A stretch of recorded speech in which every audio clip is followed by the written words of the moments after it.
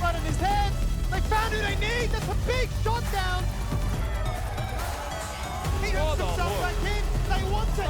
Kisei's not here, but what was that? It's a pentakill. Go 1-for-1 position. Fire gets slammed into the wall. To action goes the Olaf. There's the access shot. And he just pull up and go. Tries he might release the hyperactive. I think on one side a second. Chippy is on an absolute tear right now.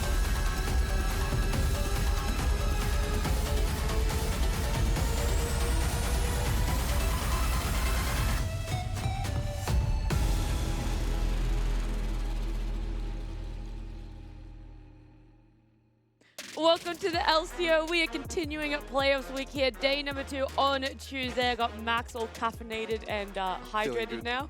Yeah, feeling good. And Skimmy and Rusty as well. The two staples. I said two staples. Max has been here just as long. Yeah, I'm a staple too now. Yeah, I don't know why I said it like that. Welcome to the team. It's great Thanks, to have guys. you, Max. It's great to be It's like here. a sliding scale, isn't it? Like the oldest Yeah, true. and then down. In terms of the league, being In president terms of of how the long league. he's been involved in league. Yeah. Some would say too long, but here we are. Yeah. Never too long Here for we you, Rusty. Could not get enough of you and can't get enough of your casting as well. So let's have a look at the highlights and the replays of what happened yesterday in that day 1 of playoffs. We're going to try and keep them humble as Liv jumps in first of all, soaks up a world of pain, continues to press on forward and says as long as this Counter-Strike's active, I'm unkillable. Zonya's complete, another stasis, another charge, in another leap in, another chance to get the kill, the finish, the flash, the rip back and the double. Lemus has had enough of it. He's claimed a triple kill, he's done 6,000 damage. Still being done here by the side of Mammoth. 3,000 health means they have to turn. They're looking. Certainly are, but Pop blocks and flashes in and hits everybody as Kisei easily takes down Sully. Kevy gets in as well and gives Cheon his force of fight onto Kisei right now. Rocket jump number 2 comes across. Kisei turns around, shoots the banish toss. There is the curse of the very sad mummy. Reinforcements though. And that is a shotgun that they so sorely needed, going the way of Sully. But in comes Spy and Pepper saying it's not going to be that easy to get away with this one. What was that buffer? He's been taken out mid-air. It is unfortunate that those series ended in 2-0. I would have liked to see a few more games from both of these teams. So it was 2 quick 2-0s, I want to say as well.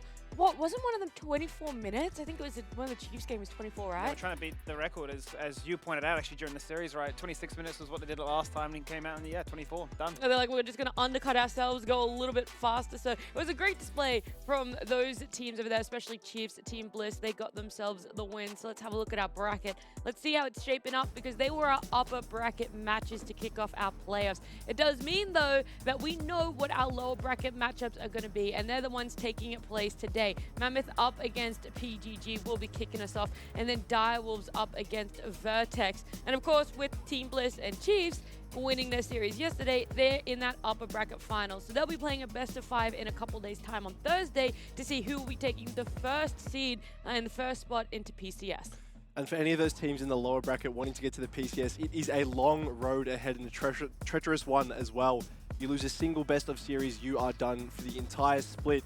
So no mistakes can be affording to be made here from these teams. And they're not best of 5s, are they? I was going to say, best of 3s, yeah, it's that silver lining where it's a best of 3, which is nice, but it is not a best of 5. So you don't have as many chances, but you got to factor in that it's a best of 3. You got to factor in that even if you lose one, there's a way to come back. There's no more draws. So it is this double-edged sword of you can't walk away feeling good enough with yourself to get 1 win, 1 loss because it's going to keep going. You have to persevere and you have to be able to, you know, sit through that length, have that endurance is the word. Got to adapt quick as well, right? Yeah. The fact that it's certainly in best of 5 series, we see teams run it back with the same draft in a game to a fair. Suddenly you realize, hey, it's actually match point for our opposition.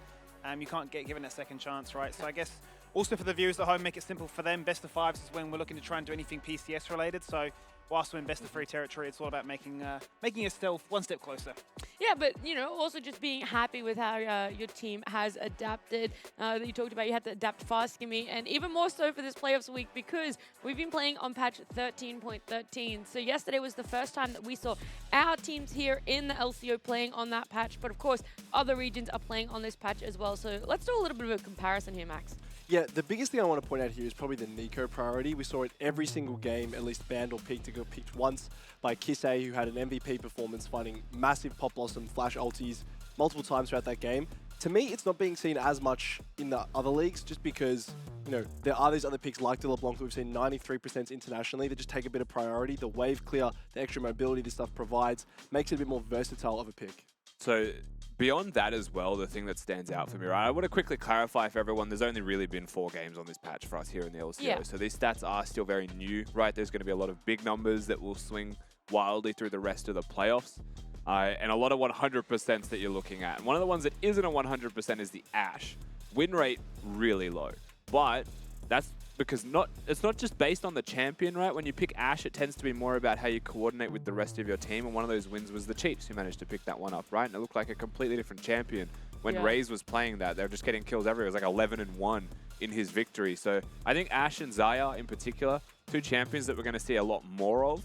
And I think a part of that reason is a bit of adaptation time from OS compared to the rest of the world, where Kai'Sa is still being pretty heavily picked as like a trade with the Tristana. It feels like in OS, we're still not sure if we should just be banning that one, which can often lead to these very awkward draft situations where Trist is picked and there's no trade. That was actually something I was going to ask. I'm seeing all these champions, yet Kai'Sa and Tristana are 2 predominant ones that I feel that we've had. We can have a look at, you know, where this popularity has grown for these 2 champions, whether it was in patch 13.12, it was here in patch 13.13, and do some comparisons. So Kai'Sa's still not on there, but Tristana this time round is.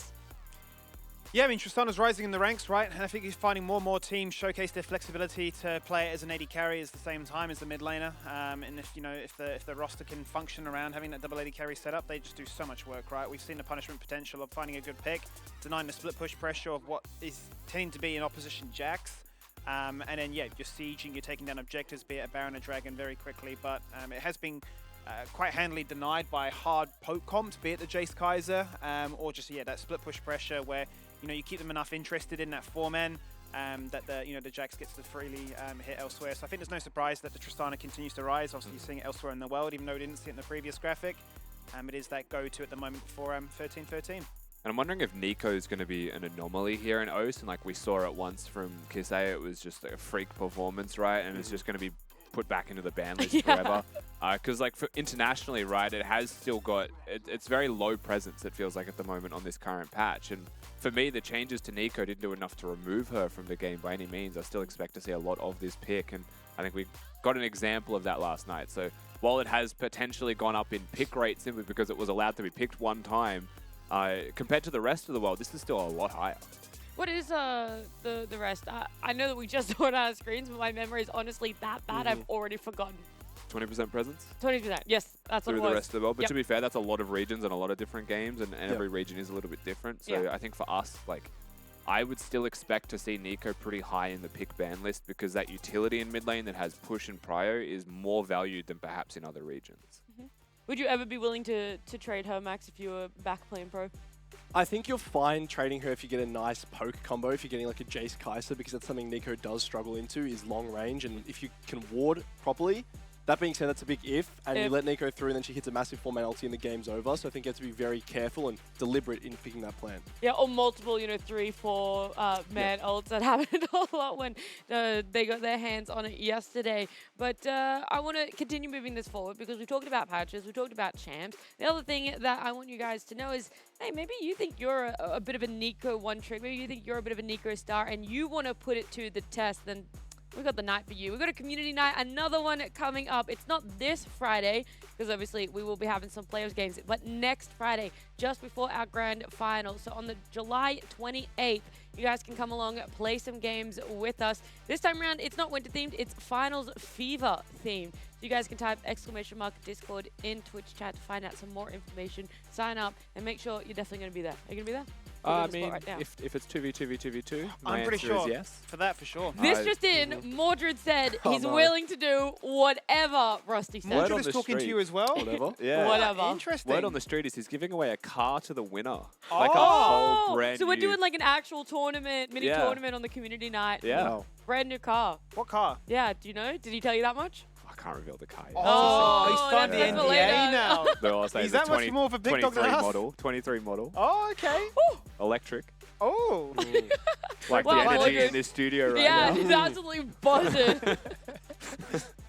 We got out from the fans as well. We love hearing from you guys every day, and today is no different. This time around, though, it's Ask Us Anything. Your talent here on the couch, the four of us. You can ask us whatever question you want. Use hashtag LCO, and we will be answering them, giving out all the details, dishing all the goss. You know what I mean? I would a question. Why are they still using that photo? Yeah, of me? I was gonna make fun of it, and I was like, it's not worth it. Don't do it to Max. I already made fun of him yesterday. That's when they told us to do the pose, and I didn't want to do the esports player where everyone's just like this. So I was you like, half crossed your arms. So I pointed my own bicep, because that's cool. That's so much better. Because that's so much better, right? Because you That's haven't been just- flexing. That's You awesome. haven't been flexing muscles in the past 7 No, weeks. do the exactly. Alidoric. Do the Alidoric, the whisper. That's the, pretty cool. I actually The be like quiet one. Where's Tally? Where's the Tally one? Or the again? Can Darjunk you- butterfly that he's got now. I don't Oh, think yeah. anyone else has done that. Mm. Yeah, true. Esports in a bit. I've got a Yep. few. Yeah. Changing the game. No more arms folded. Did And then you see the play team photos, and it's just 5 guys. Like, Yeah. Did you do the arms folded back when you were playing mini? Yeah. You You have to. It's like the first pose you have It's like to a do. rite of passage, Yeah. surely. It's a All right. default. Sorry, I got super distracted. Nadette, Ooh. is a hot dog a sandwich? Discuss. No. I just had deja vu. I am so sure that the first time I was on LCO, this came up. I swear. It feels like it. I Yeah. Really? swear. Certainly did. And then we had the argument, is soup cereal or is cereal soup? That was another Cereal tweet is that I soup. saw. Yeah. So I'm going to say no for this one. It's a taco. Well, because the reason is it's not. It's only open on one side. Yeah, a it's not sandwich cut has to all be the way open on through. So two it's a sides. taco. What's on a taco? No, because a taco I don't think it's on a has to be sandwich made. or taco. A taco, I think isn't the there's some- definition of a taco like the outer bit of it is made from like a tortilla or like a Bread. corn type thing? I don't think I it's have no bread. idea. I don't think the definition of taco is bread. So I don't agree that it's a taco, and it definitely ain't a sandwich. A hot dog is a Is hot a dog. taco a hot dog? Nah, Why not? because a hot dog's bread. According to you, you just decided that it's bread? Well, how do you make your hot dogs, bro? Tacos? No, I have no idea. I'm I'm gonna say a hot dog is not a sandwich. Yep, agree. I think I'm going to agree with you. Yeah. Yeah. I like Max's logic as well. But are all hot dogs the same? Like, are they all only broken on one side? Because if it's a hot Wait, dog, what about but it's those- broken on both sides, it's now a sandwich. Right, but what about I those? guess, What about those hot technically. dogs Yeah, that like based on my that like the whole pastry goes around the sausage? Hot A dog on a burrito. stick. A burrito. Is corn it? dog? That's what I'm saying. Oh, I know. you what know the ones I'm mean. talking about? They're more pastry-like. Yeah, they're a bit something. more I don't pastry-like. know what you define them as. Yeah. Do you even call them pastry. hot dogs anymore? I'm not too sure. I don't know. A It's like pastry pig dog. in a blanket. Is that what they're called? Something Yeah. Like You that? do, but then yeah. that's when Yeah. you have a wheel. It's like the tiny sausages of the pig in the Mm, blanket. It's still a hot dog, no? Is it? That's what I'm asking. Isn't a wiener just a small hot If dog? the definition of the hot dog is that Isn't the that bread is only cut on one Savoy side, then when sausage? There's only one side cut if there's a hole in the middle, yeah. who knows? Who knows? We've got another one here. A real squid said, What? on a scale of 1 to 10, can No. I borrow $5? What Five. for? One. No. 5. You can flip a coin. You come to me with a signed permission slip from your mother? Yes. 10.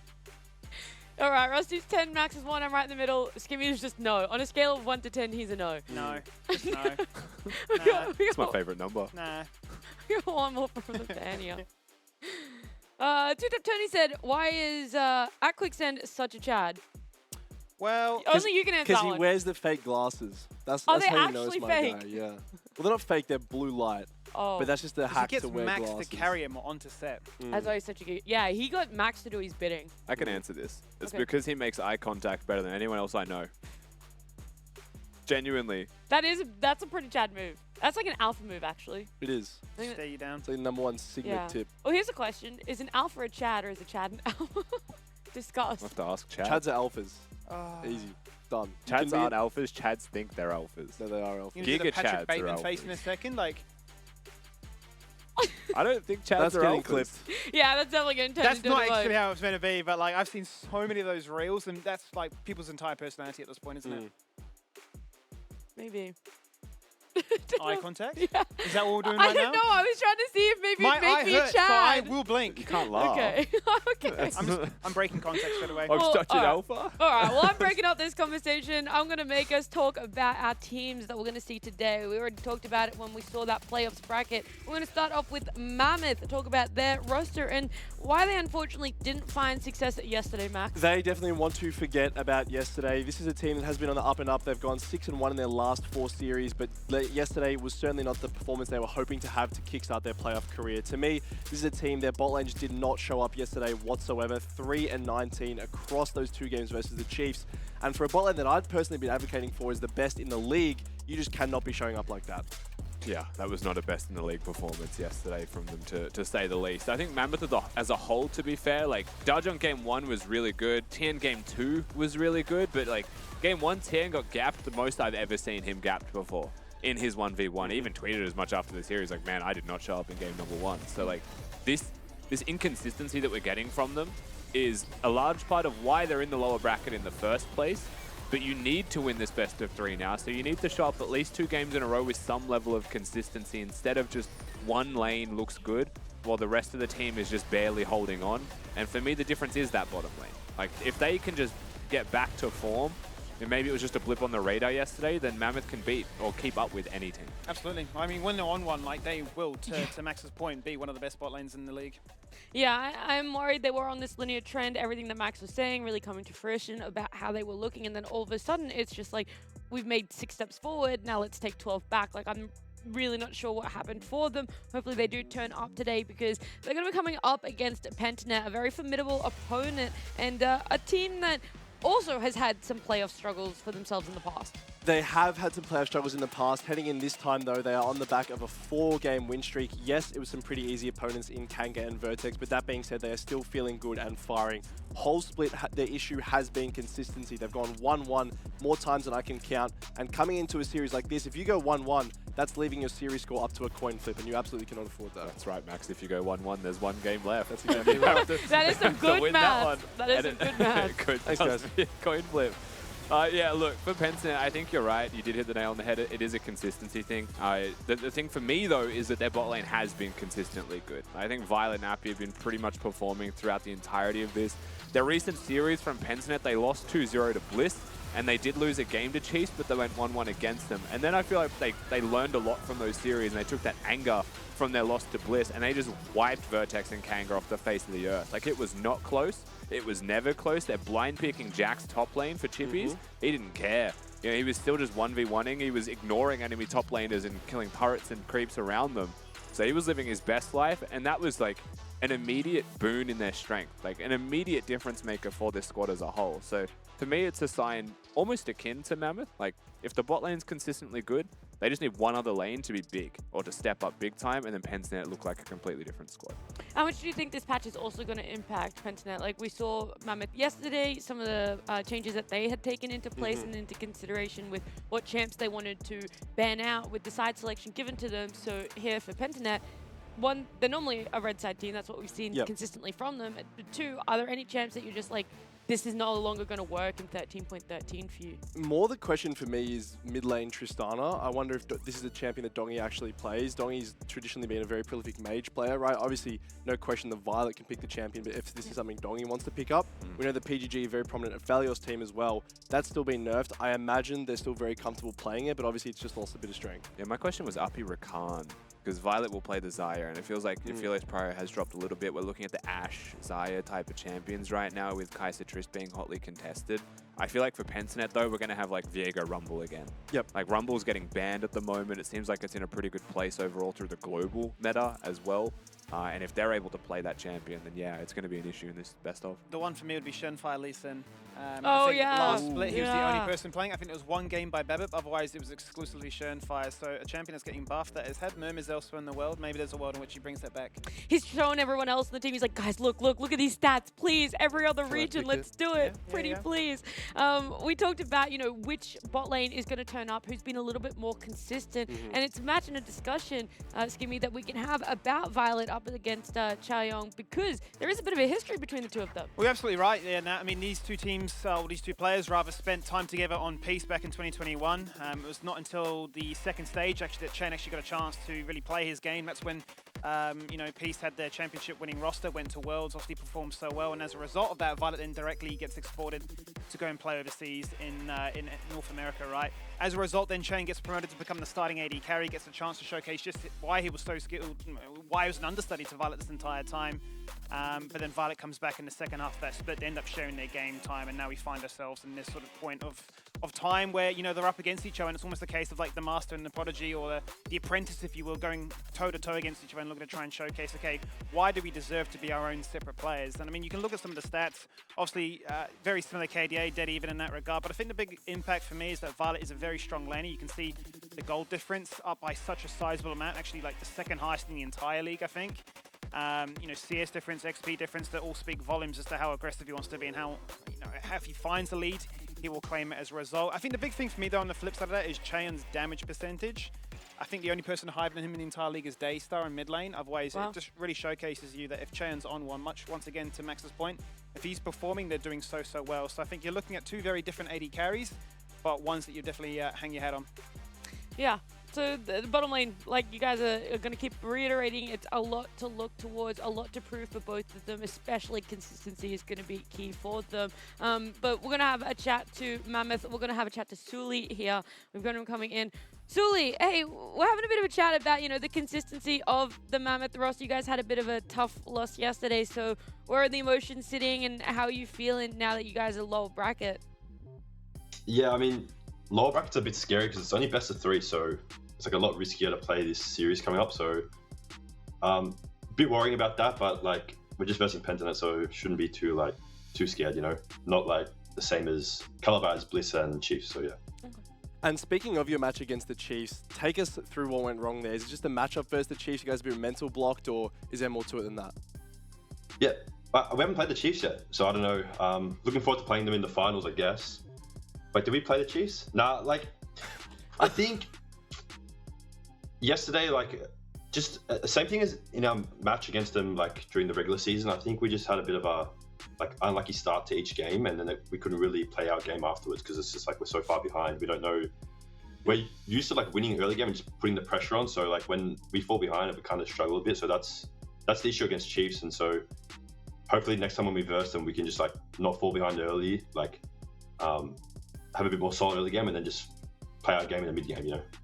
And then comparing that to a team like the PGG you're playing against today, how do you feel they differ in terms of that early game strength that has been an issue for you in the past? Yeah, I mean, I think, I don't know, we versed Pentanet like week 1 when we had Hayden, and we still managed to get a game off them, which was pretty like insane.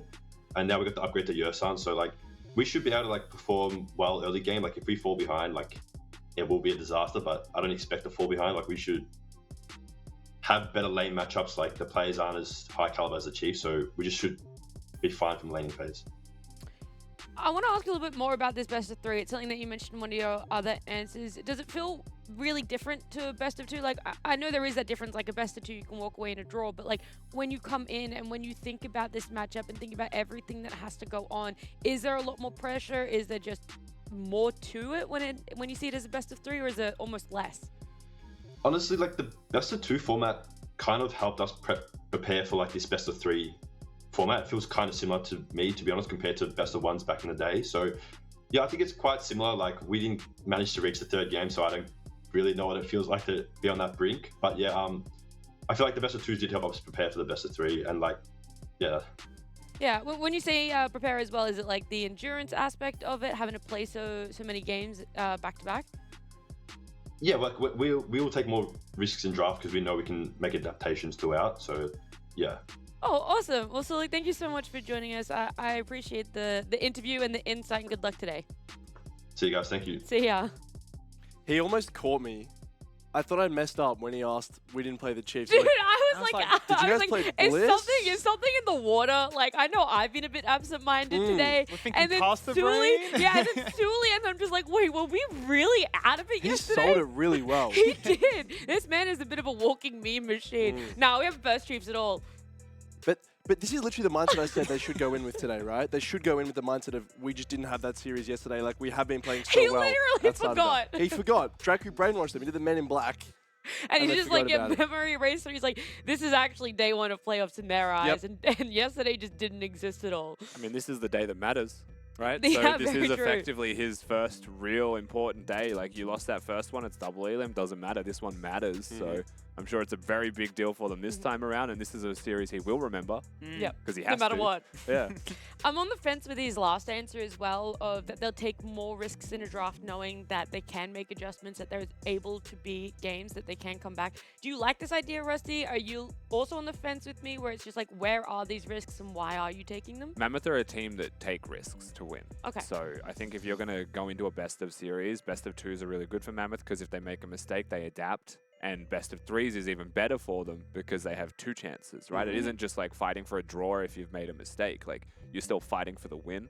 So I've always said this, I like game one taking risks because if it works, like that just ruins your opponent's draft. True. Okay, that's fair. I never really thought about that in that regard too. So yeah, maybe Mammoth onto something. We can see what PGG are onto though, as we have Chippies joining us here for an interview. Chippies, how are you feeling? You guys are coming into lower bracket. Now you're going up against Mammoth in a best of 3. Feeling pretty confident. Obviously, you would prefer to start higher bracket to have 2 lives, but you know, people play better under pressure on our team, so it should be good. Now, looking at Mammoth series yesterday, first of all, did you watch that? And if so, what were the takeaways that you got from their 2-0 loss to the Chiefs? I watched that, and I thought their bot lane would be their main carries, but they got sort of stomped. And I think my bot lane is better than Chiefs' bot lane, so I'm feeling pretty good. What did you guys do in this little break as well? Because it's been a while since we've seen Pentanet playing, and it feels like you guys have had so much time to prep, but you didn't know who you were necessarily preparing for. So how did this last week leading into playoffs play out for you guys? We just scrimmed as much as we can. We did a lot of double blocks, but we tried to balance it. Some OS teams and some PCS and some Vietnam, so we can judge our level, basically. Now, I wanted to get your take on the top lane matchup tonight. Obviously, you and TN, both very prolific carry players. How do you see this one playing out? To be honest, I think he'll call as jungler, and I'll absorb all the pressure well, and my team will win, basically. The 1v1 will be quite boring, I think. Good man, precious sponge. All right, last question from me as well. As the last time you guys played against Mammoth, you did come out with a draw. What sort of learnings did you take from that? And the fact that it was all the way back in week 1, do you see certain things that you have strength-wise over Mammoth?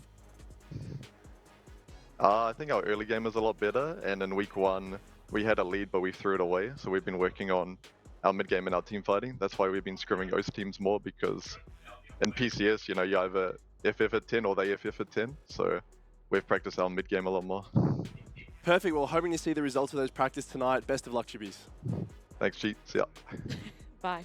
I forgot the G. Yeah, you did. I thought you were going to do it, Max. I thought that's why he wanted to say goodbye in this interview. Can we get him back? Can we get him back, Laura, please? Please, He production. was so still at the start of that I thought he interview. froze. I thought he froze too. Genuinely. I was like, am I But going I to heard have the to breathing jump and I was in like, here? yeah. I'm like, hello? Actually, for a moment there, I was like, I heard you cut off because you're like, is he there? Like, Yeah, a little bit of my question's brain done. was just like, do I keep going on this question or not? I don't know if we've messed up somehow.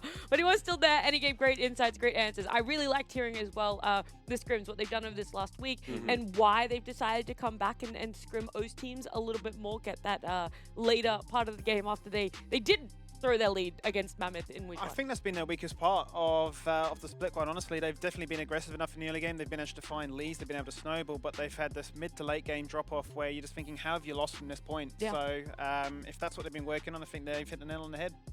That's anything else that you guys, when we look at these matchups, you think that one team has advantage over the other? Because we heard Chippy say that Pentanet had that stronger earlier game. Would you agree with that? Because Mammoth had a pretty good early game yesterday despite the losses. I kind of feel like, to put it simply, Mammoth's weaknesses are the same as Pentanet's weaknesses. So like if Pentanet are trying to work on their mid-late, Mammoth have been working on that since week 1. So like it's not that they're dissimilar or anything like that. And I also feel like in a lot of ways, Mammoth are just a copy of Pentanet. And it's not necessarily that they are a worse copy in all positions, right? Like Tan's more of a carry to Chippies who still wants to play carries, but has been conditioned through years of playing into being a tank player more often than not. Tan just gets bored. So arguably a worse Chippies, right? Because he's not conditioned into not being bored. Yeah, Chayo and Violet, the story speaks for itself, right? Yeah. One was the understudy of the other. So you could argue, though others may argue best bot lane in the league, that he's a worse Violet. And I feel like that can be said for most of the team of Mammoth, which is why for me, this is a hard match for Mammoth and a really big match to prove themselves. Because like if they get over this hurdle, then they could be a finalist contender. Well, I want to see what you predicted now, Rusty. But first, before we do that, we're going to see side select. It is Mammoth. They picked up the red side for themselves. Any inkling as to why they've done this one, Max? Is it a bit of a deny they know PGG like red side? I think it's a bit of both, right? I think you can either look at top lane or support as the big counter picks, because I think either of those could be very influential, right? Whether it is going to be a top lane handshake of a Cassante probably that no one really cares about. I think getting a good support matchup, especially for Yersan, we've seen yesterday, did not go as planned, right? But if they can get a bit better composition around that bot lane, provide some more avenues for engage, Mammoth could really take off.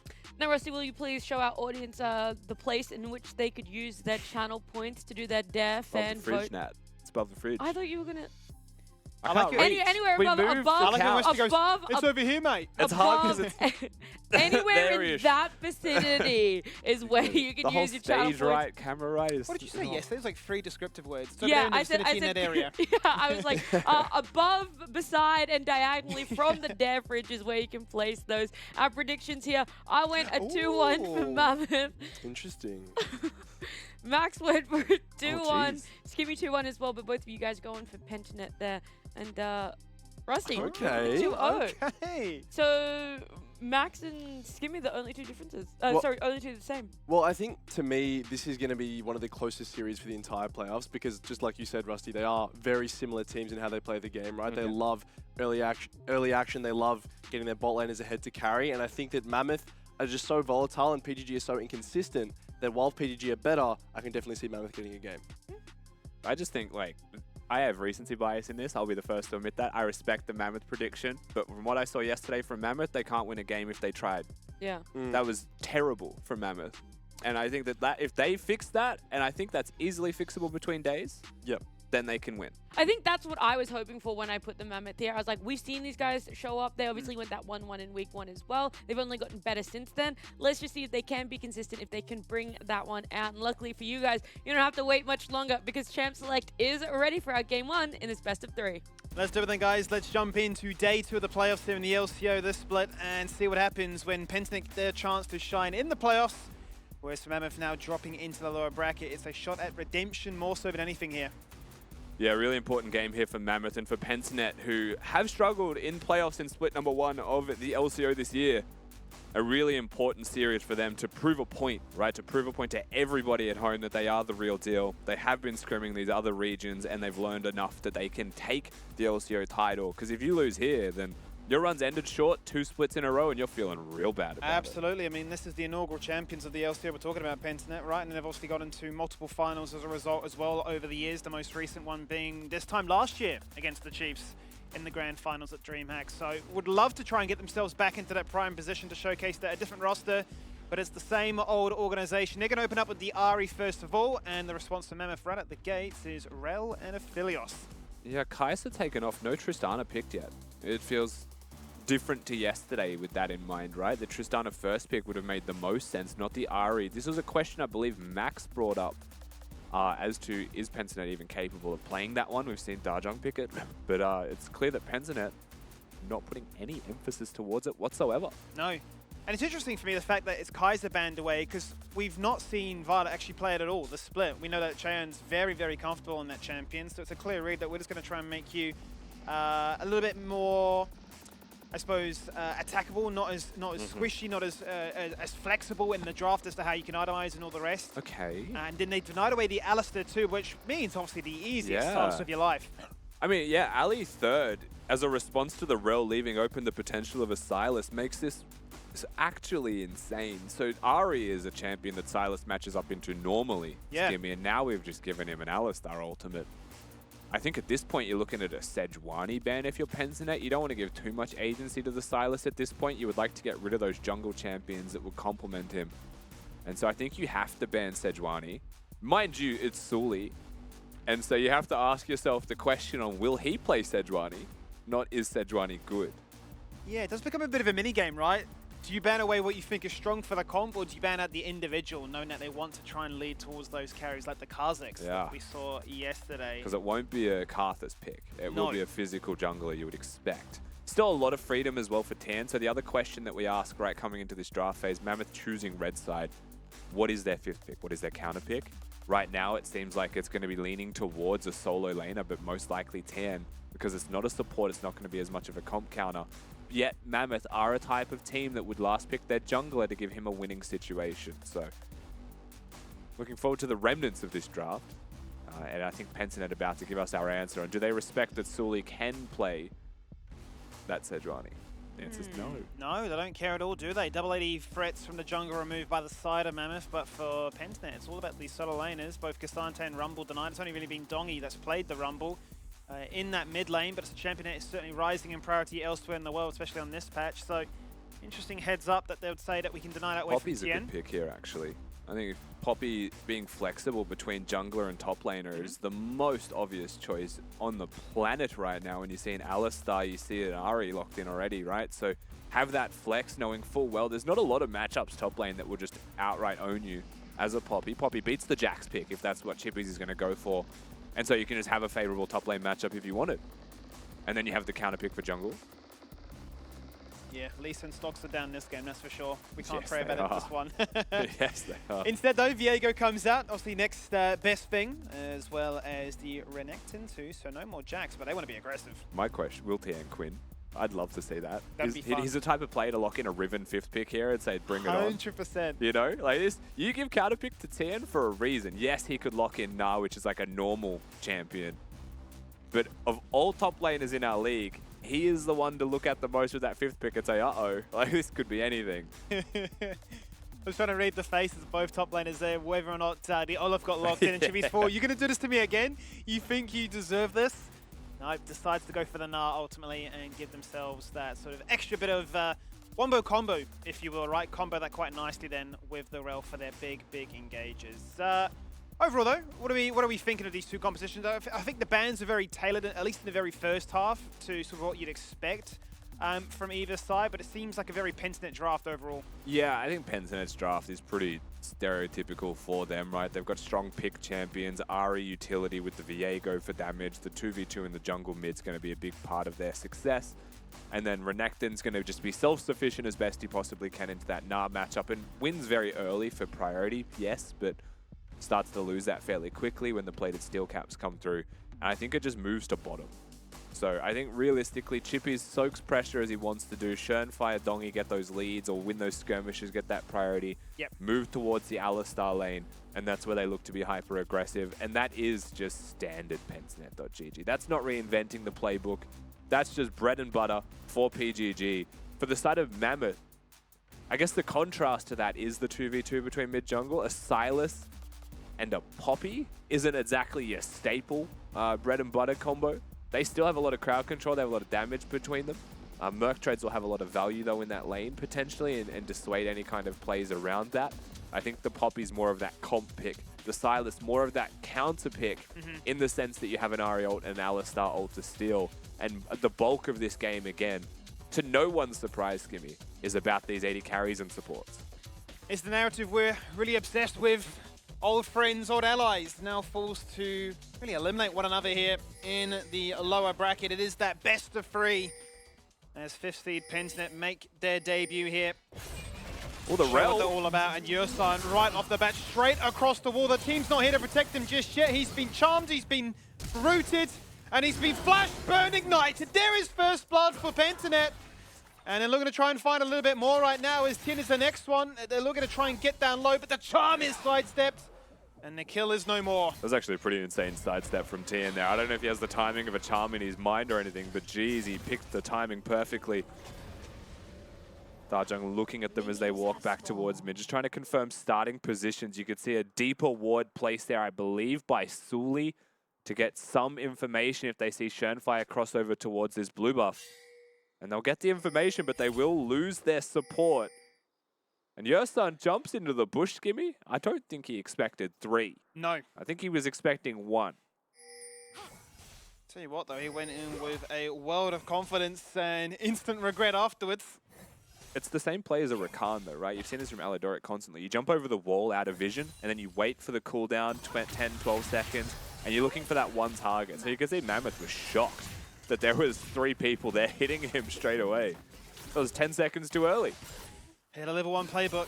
something that you'd rehearse, you'd try and find success with. Yeah, certainly going to ride there. Let's see if that upsets the balance of this bot lane much more than it already has been highlighted. See both the supports looking to wrestle for control of those bushes. Just waiting to find level 2.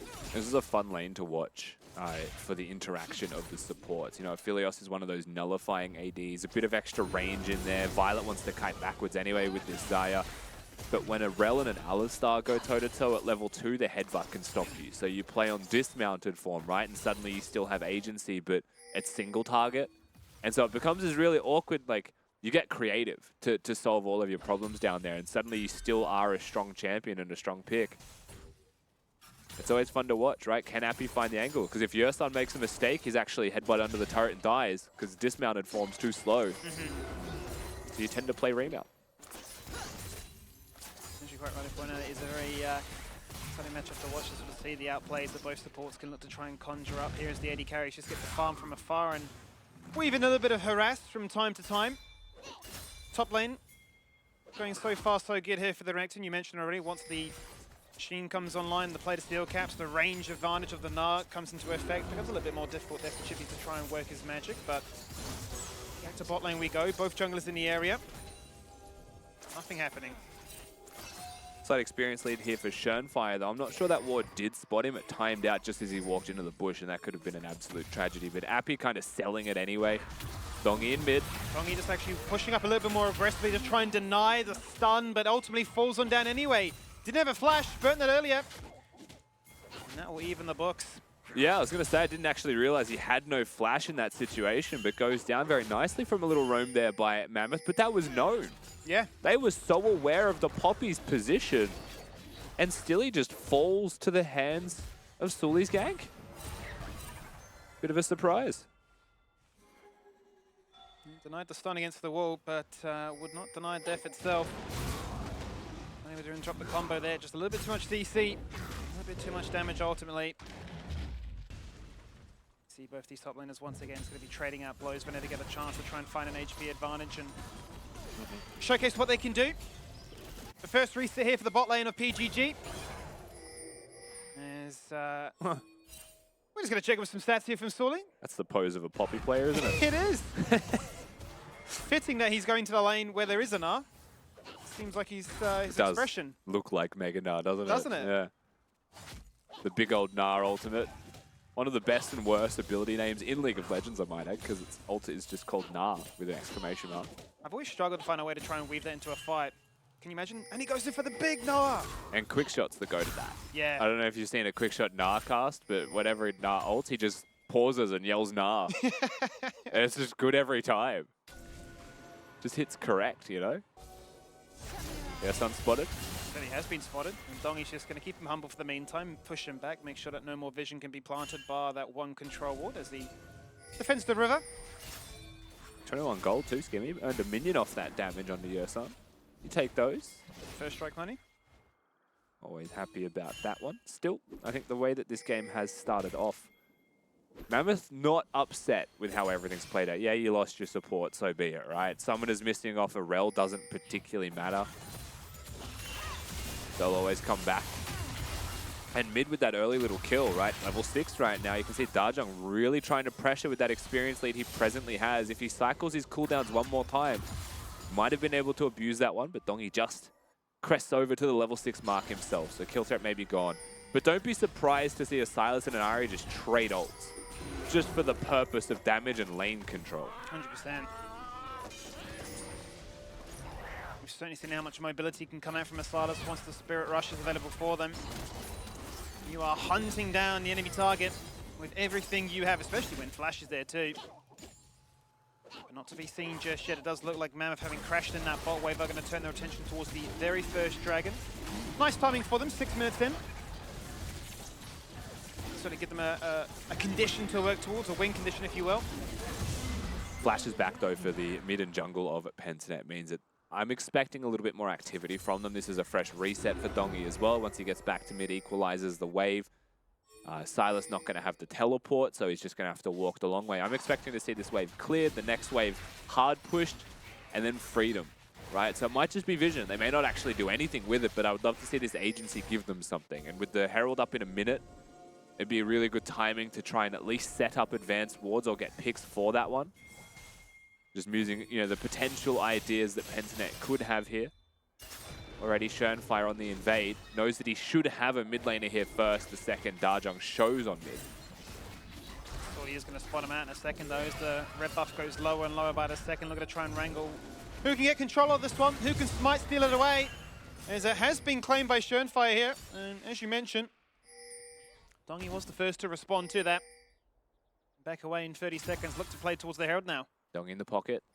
All of Mammoth's vision is on the bottom side of the map, so it's very difficult for them to try and encroach their way in unless there's a reset and move from Yersan. We've seen a lot of teams now start to prioritize more of the, you know, get 2 plates bottom instead of going for the Rift Herald play, but a lot of teams love an excuse to fight, and Rift Herald is the perfect one. It certainly is, but look at Tien give a fair bit of damage towards Renekton. Hyperprox going through. Is slowly hung around the top side for such a long time now, just defending this Herald. Tier no ult though, so if a fight were to happen, there is going to be no Mega Gnar ultimate to chuck down. Chippy's with the ult still up himself, though he is half health. Still finds some relevance. Schönfire going to look for the Wolf Camp first though, so they're not going straight in for the play. They are actually just getting wards down, stopping Mammoth from doing it. And look at Mammoth's bottom lane, Skimmy. They are on the prowl. Yeah, Violet's not, though. He's responding to that wave on the bot lane, so it will be a mismatched numbers fight if Pentanet were to entertain it. And right now, Schönfire is the target of change. Don't connect the ult across the water safety, but then the Spirit Rush hijacked away is there to follow. Realizing that a kill is no longer on, they'll turn their attention back towards the Herald again. And I think this is one of those situations where if you're Pentanet, you may not want to all-in fight this, you might find the angle and it could be fine, but worst case scenario, you try and buy some space and time for Violet to get plates.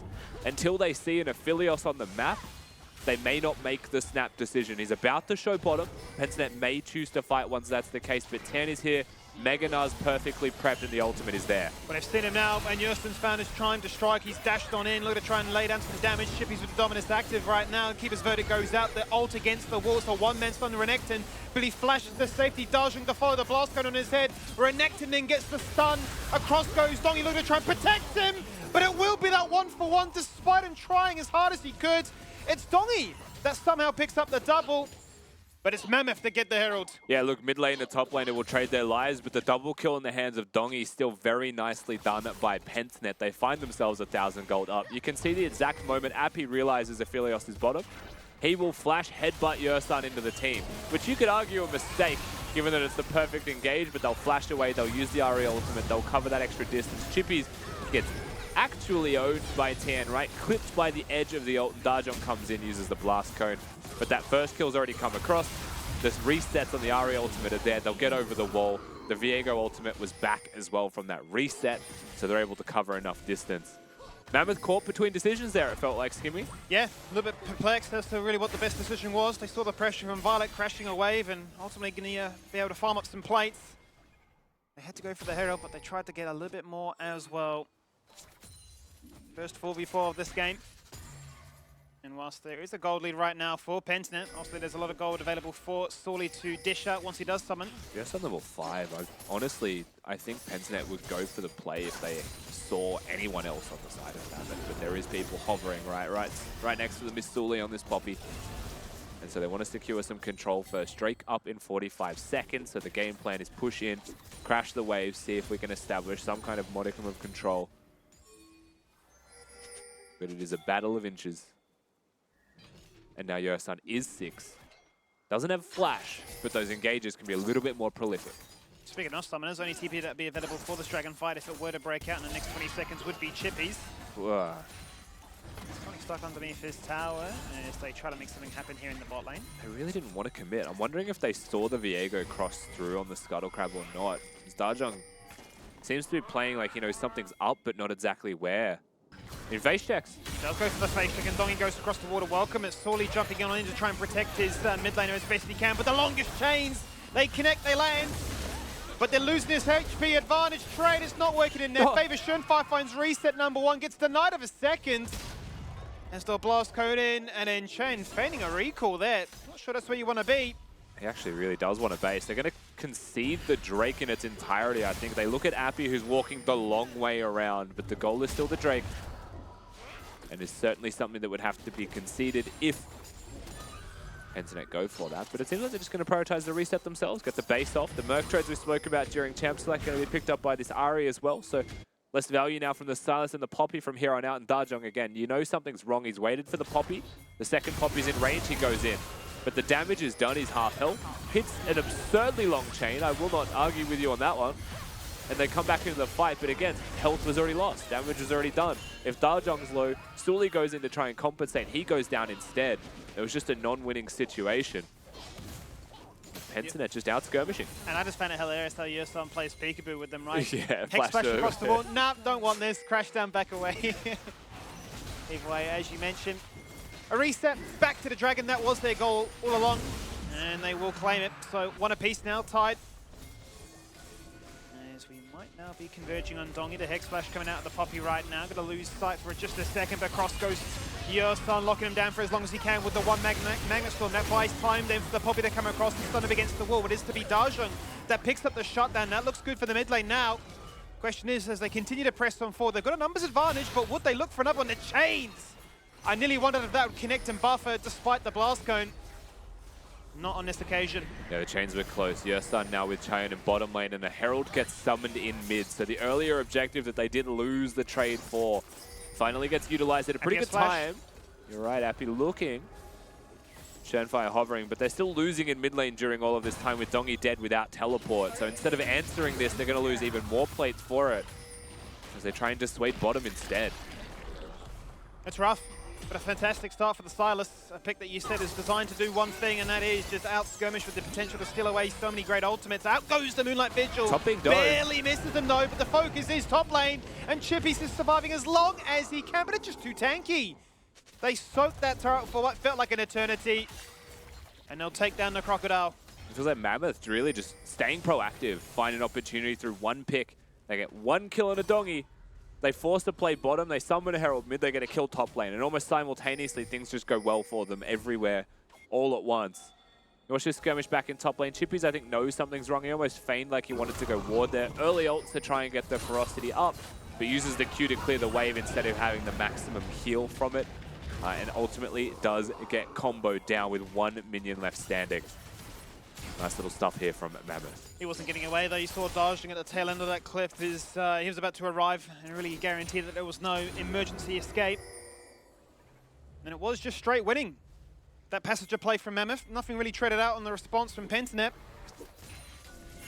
As we now do shift our bot laners into the mid. As they'll look to try and preserve their tier 1 for just a fraction longer. Flash being baited by Sully there is going to go back to the safe direction. Top lane, Chippy's again. Chippy's in so much trouble. Doesn't matter who it is right now. It could be the Knight, it could be the Silas. He's losing to them both. He's soaking up the pressure, Rusty. He said so much as that in the interview. Penston aren't answering back elsewhere. Yeah, look, he's trying to soak the pressure, but at what cost and for what reason? This time around, it seems like he just gets soloed coming back to lane. So that wasn't really even a pressure-soaking play. That was a pre-Herald die. Death. Oh, what you meant? Big die. Herald should just be free here for Mammoth. Certainly seems that way. 2 from 2. Pretty nice one for them to pick up here. If it was as simple as just fixing your early game weaknesses, then does this bode well for them come mid to late? We saw how strong Dajong was when given a chance to try and shine yesterday at this point in the game. He got given the resources. He played out of his mind, trying to 1v5 as the LeBlanc. This is Silas, which has so many great ultimates to take away, yeah, and is now so strong too. Yeah, I mean, he's got the Alistar ultimate to still, right? Like, this is Mammoth's got an Exodia with a single champion pick, and he is the highest gold value on the team. Dajong absolutely going to be the star of the show from here on out, but at the same time, Tien, right? 30 CS above his lane opponent, has the Trinity Force completed, is absolutely in good stead in this one. Dongi really the man who's trying to hold it all together for Pentanet. But the ship is breaking apart.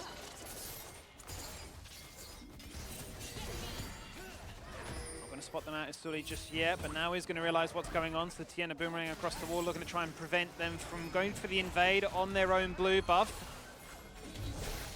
And Bring back Shenfire for the meantime. Again, keeping them humble for a second as well. Yerson looking to try and split the fight apart so they attack them from 2 different angles. Good to put them out of the river and force them back in the end. Exchange is going to have a crack and put some damage into Violet, drop him down to 50%. Yeah, I mean, there's no lifesteal in Violet's build, but he does have a red buff, so he'll be able to naturally regenerate his health back up over time. Top lane, once again, you look at Chippies, he's in combat. Darjung seems to feel comfortable enough and confident enough to be able to win this 1v1 outright now. And so this lane is in a pretty bad spot for Chippies if he cannot deal with either solo laner. You know, mixed damage between them as well. You build armor, now you're dealing with magic damage. It's tough. He's just got in for the wombo combo. Looking to try and be tricky with it right there. He's going to try and bait out as much as he can. So the feathers come down. The recall is there, and Schoenfire picks up kill number 1. That's what you need as Viego. You want that reset, but Darjung's TP'd in. He's here to showcase just how fed he is. He's in the mix, but he's surrounded by 4 right now. One's limping away in Appy, but he'll claim what he's after in Violet. And he continues to walk on forward. You can charm me, but I'm going that direction anyway. Double kill for the Sylas. And can anybody stop Darjung now?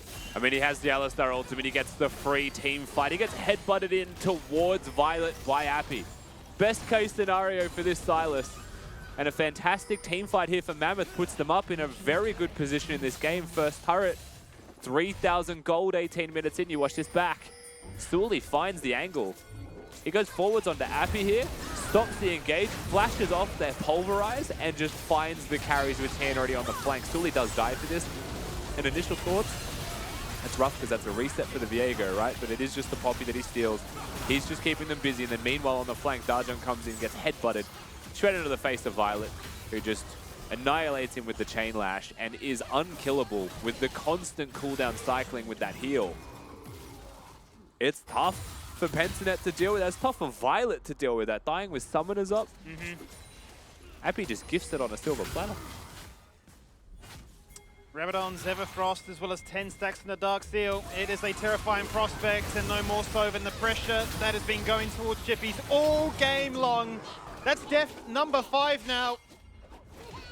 And at this point, it's safe to say that this Renekton is a non-factor. This is one of those plays, though. This should be really good for Mammoth, but there is an active trade you would expect from Pentanet. You're wanting to see them push mid, but they didn't have the wave set up. You want to see them break top. And now they have to do this against the tempo that a Herald provides, so this is just winning for Mammoth.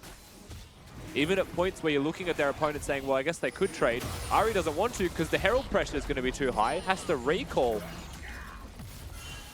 Pentanet really just losing this game at an accelerated pace.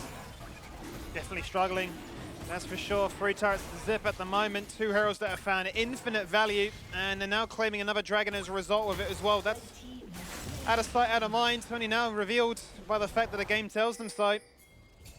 Pentanet looking a little bit shell-shocked here. How do we get ourselves back into this one? And for Chippies, who has supreme confidence in his bot lane, saying that is going to be where the gap is. Bot lane has had 0 impact in this game. Absolutely 0 impact. Majority of it has been through mid-jungle for the side of Mammoth. Chaeyoung simply just needs to clear waves.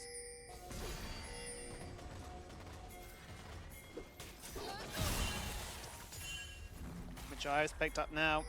Knows that his game to carry, his game to win, his chance to lead his team to victory. Give them the win they've been hoping for, that very first one here in the playoffs. Put the pressure on Pentanet as they warm themselves up. I mean, he certainly doesn't need to buy survivability. He steals it from an Alistar. This isn't, you know, like, the difficulty here that Pentanet are going to face, I mean, this is one big difficulty already. Yeah, well, look at Tien. He's got the Mega Knight ready. He just shoots a one-man stun against the wall. In goes Yosun, lays it with the Moonlight Vigil, and they keep them low. Schoenfire's already running away. He's not finding a reset. Dongy's gone as well. And it's Appy in the front line, trying to zone them back, trying to allow his team to recall back to safety. But across the wall goes Darjung. He's hungry for blood. He wants the double digits this game. And he's telling him, yeah, go back to base. We'll take Baron. And that simply was never a fight for Pentanet. It was losing from the very first moment that Tien jumps forwards. Darjung about to find Schoenfire. And Schoenfire surely just dead right here. The chain's barely missed, but he's got the ultimate. He missed the ult, but he comes in anyway. He is now godlike. And he's got 3 members hunting him down as the rest of his team have their attention towards the Baron. That's been taken too. And Rusty, they're up by 6k. You can dodge 100 spells. Darjung's going to throw 101. And all that matters is that one of those connects. And just like that, they're so far up, like you said, Skimmy. Watch this back one more time. Tian simply jumps forwards. Charms missed.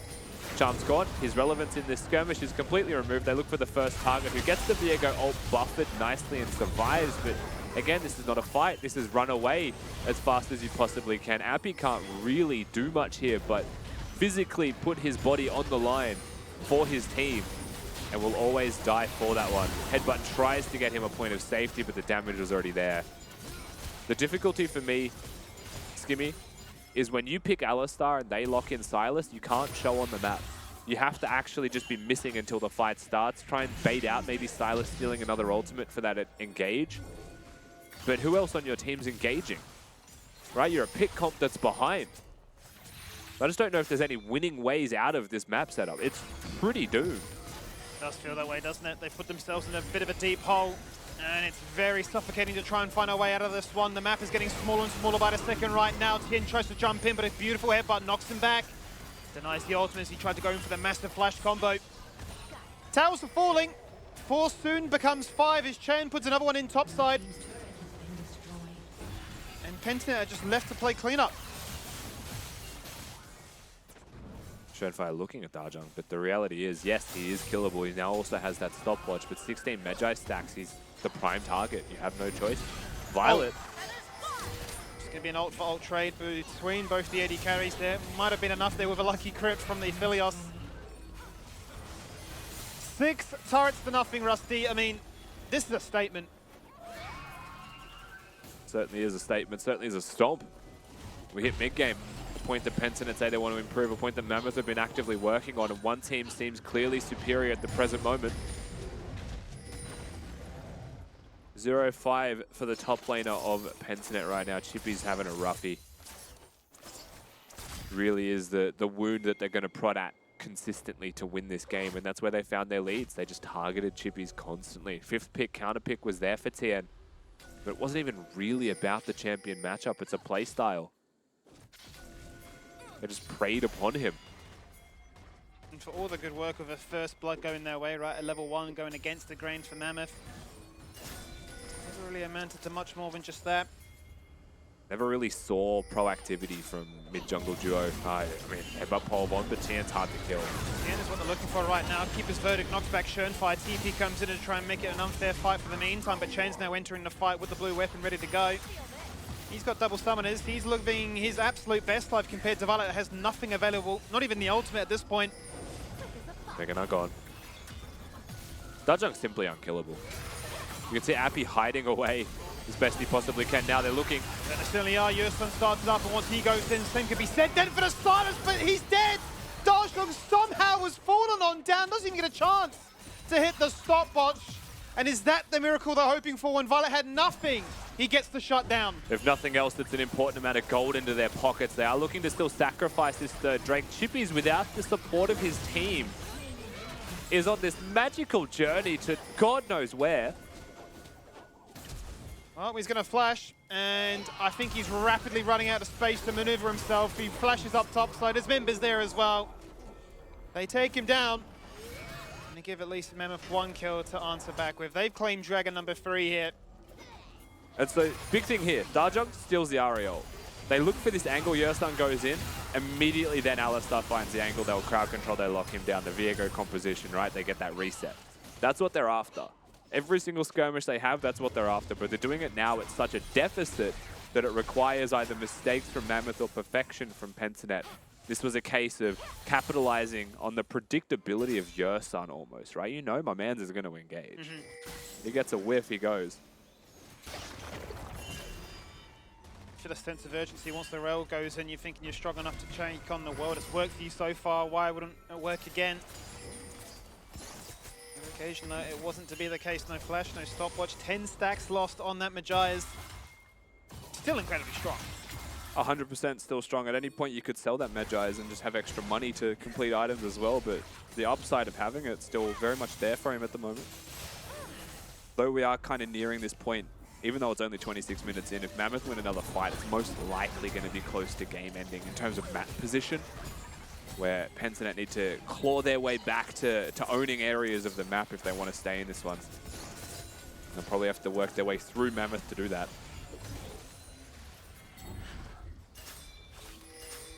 Well, priority number one is try and get mid lane control. With a minute to go until this Baron is up and available, they would really like to put a contest up for that one, but they find Storly. They look to try and lock him down. Out goes the Moonlight Vigil as the Megastorm connects.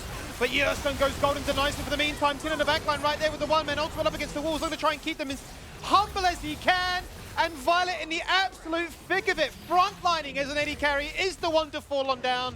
It's Chen that gets the double. It's Tien that finds Violet. And it's also Tien that keeps them at bay.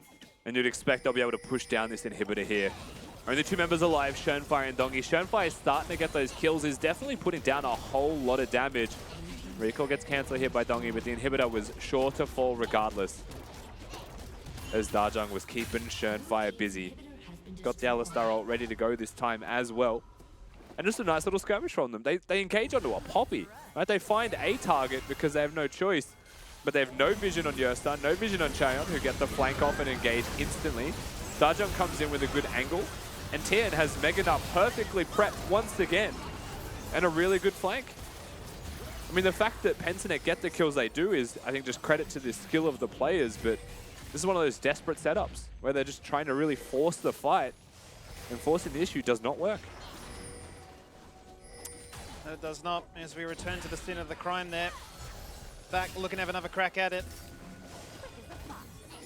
This Mammoth taunt them, if you will, saying, there's the Baron. If you want it, come and get it. I mean, to put it simply though, Skimmy, Summoner spell's still there for Mammoth. The flash from Tien, the flash from Chaeyoung, and the flash from Dajong all going to be up for this next skirmish. And if you're the last one, it was a tough fight.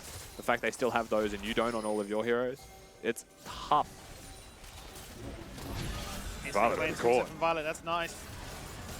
Graviton not going to lock him down today. He knows just how strong Chen is. He's been flawless this game, 5-0. Yes, just in their face, Hex Flash, you say, where am I going? Think I'm predictable? I'll do it again. Dajong winning the game. Has brought 5 people down to him. Well, he's the bait. You can come for me, but my team's going to get Baron. Come at it, boys. 1v5 time. He's going to flash away. He's going to zone them back with the Everfrost. And do you believe it? He's gone. Yeah, wow. The fact that he survives during this. Everyone turns off Baron simultaneously. No one allows Sully to get lethal. Even Sully turned off the Baron, saying it was done. Dajong living there is devastating for Pensinet. That helps them deal with the Baron at least a little bit, but now it's just impossible. Yeah, and about to stick over to Mega Gnar, but a beautiful Pulverize is going to force him to go into Stasis Effect right now. Christening over into Mega Form as he's able to dish out the damage to guarantee that Chen finds another.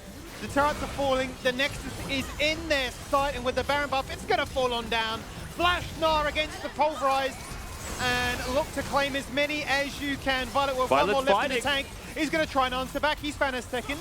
He's going to try and find as much as he can now as they have the completely exposed Nexus. But Dajong putting in an absolute hero's effort. Showcased that he won't get double digits, but he was clearly the star of the show here. Almost exactly 30 minutes in this game, Skimmy. Mammoth will get game number 1.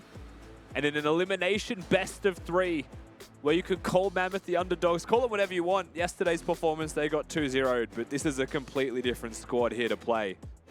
And Pensinet just could not go toe-to-toe. A fairly even laning phase. Fairly straightforward start to the game, even favorable for Pensinet in a couple of ways, but yeah, when push came to shove, it feels like they found an opening. They found an angle. That opening and angle was Chippies and top lane, and they made that work until they were far enough ahead. There was no way back. It's going to be frustrating, I'm sure. I mean, we can look at it and say, okay, how's draft happened in a way where you've allowed yourself to pick Alistar tonight from your side and then looking at Silas, but then for Dajong, a performance like that.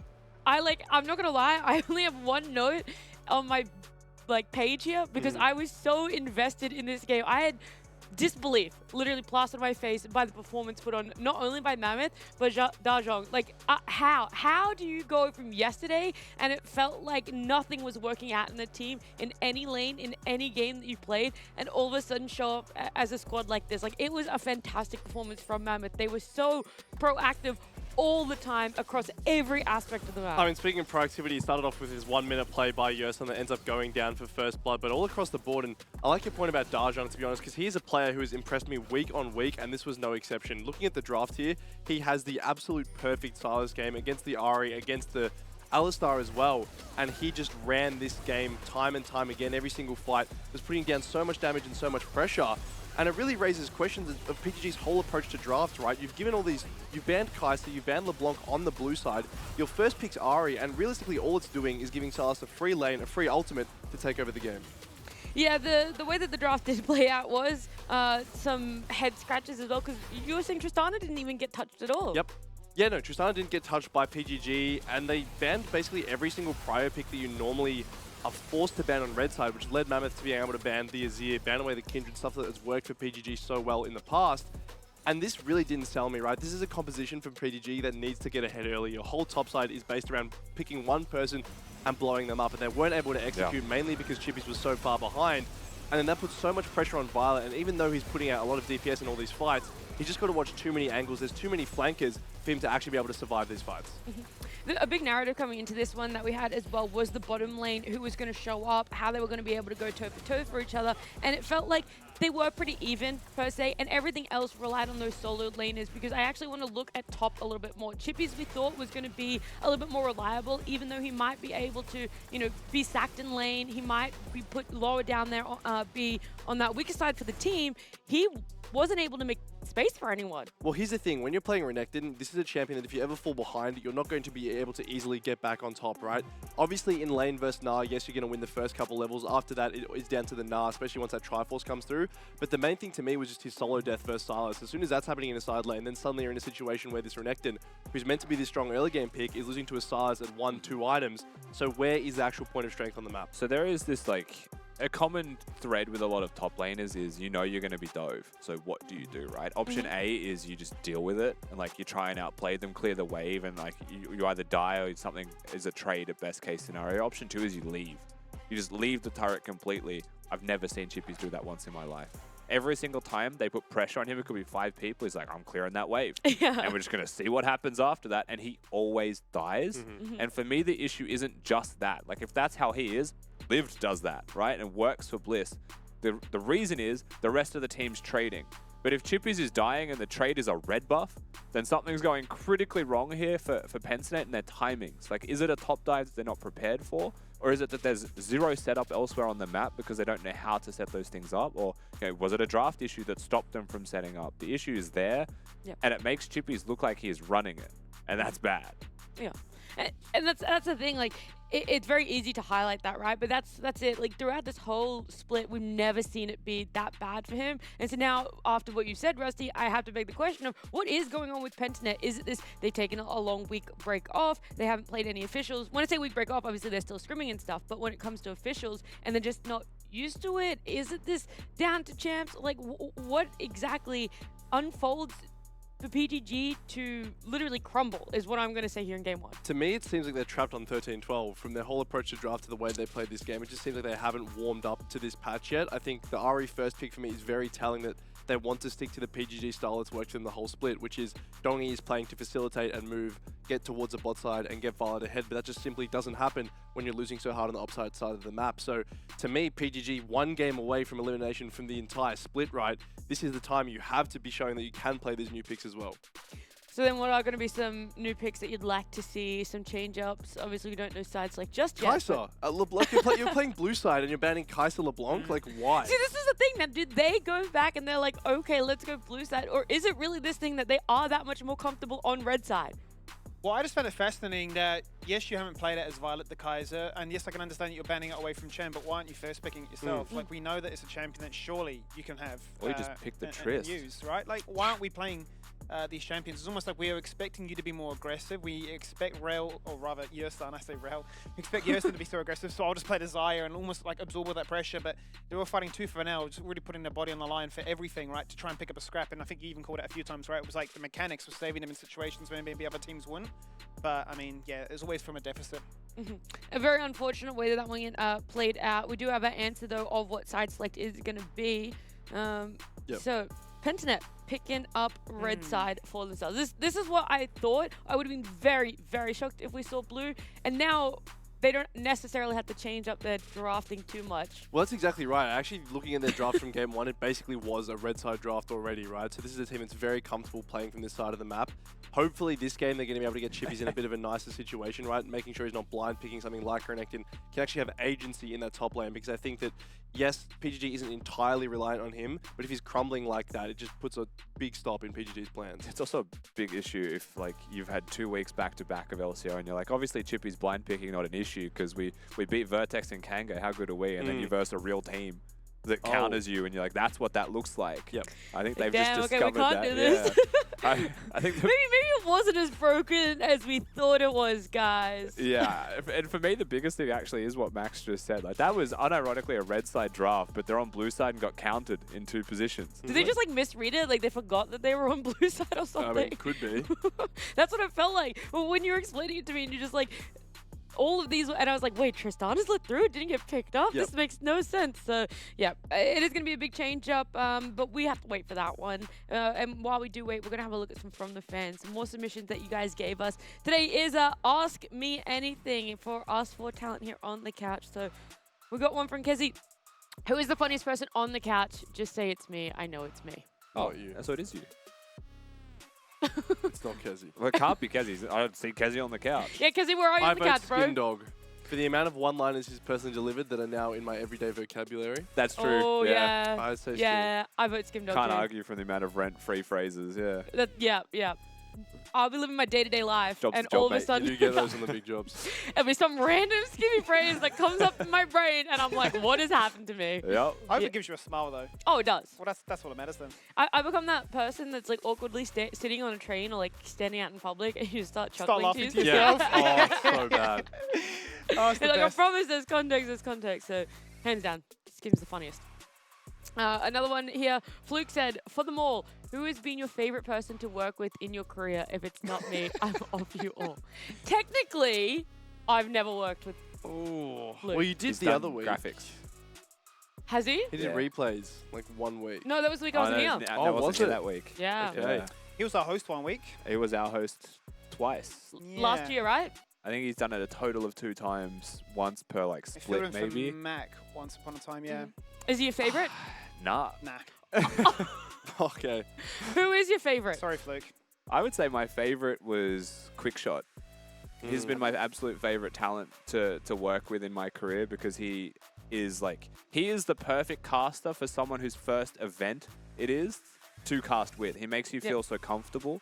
He listens to you so attentively that like he asks you questions that you want to be asked where a lot of casters don't want questions. His questions are good. And he relays that and brings it all back up after the game. So like he's the best caster at listening to you off Damn. and on air and using that on air, and it sounds seamless. Like, Yeah, Max, if you could just do some more active listening towards me, that'd be great. Isn't that your job? Yeah, actually. Yeah. It need to actively 100% listen. is. I think I need to improve on that one. That's a good answer. Who's yours? It's either Hysterics or Ovely. One of those Oh, two. who, sorry? Ovely. Okay, May. yeah, that one's a good one. Mm. Tim? I think it might be Wolf that does LCK. Okay. Yeah, I worked for him in a different game. He was good value when we hung out. Just like the whole persona, the personality. I think I was very caught up in the idea that, you know, when it's like, don't ever meet your heroes. Not necessarily like they're your heroes, right? But like you sort of see the stardom in this level between like, I have 10k followers, blah, blah, blah. And like, oh, it changes somebody. But just really down to earth, really cool guy. Made me feel quite at ease. You know, I'm like the new kid on the block, the youngest one there, doing a big show. Yeah. It was nice. I reckon mine's either Rusty or Sheepstick, who's from another game. They're my 2 favorite. No, There you you're go. welcome.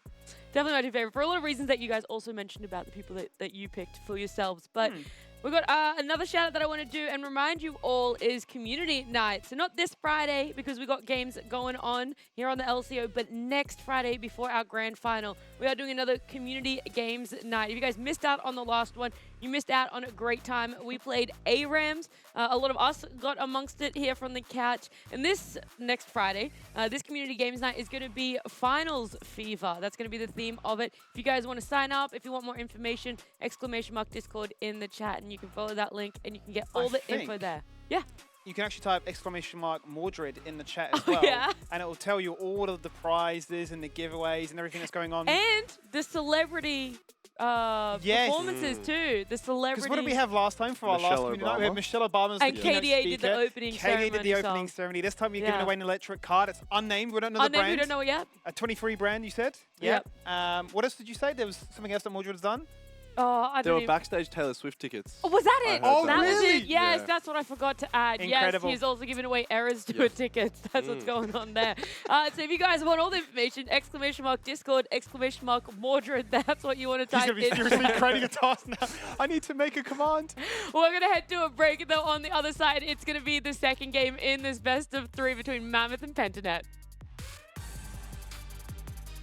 With a minute to go until this Baron is up and available, they would really like to put a contest up for that one, but Teleport they in. find Stawley. They look to try and lock him down. Out goes the Moonlight Vigil as the Megastorm connects. But Yellowstone goes golden, denies him for the meantime. Tin in the backline right there with the one-man ultimate up against the walls. Looking to try and keep them as humble as he can. And Violet in the absolute thick of it. Frontlining as an AD carry is... First things first. The battle station.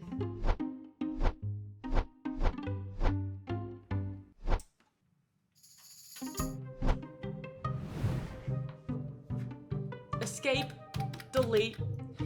I hate this setup. This just isn't me.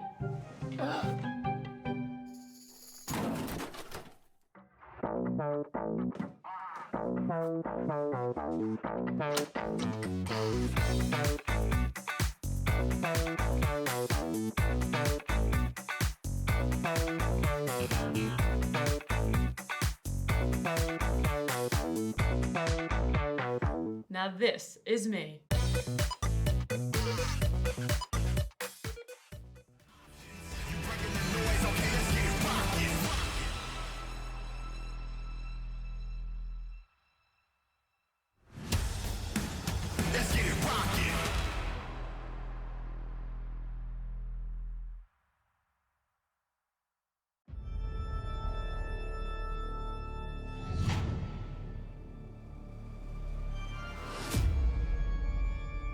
Yeah.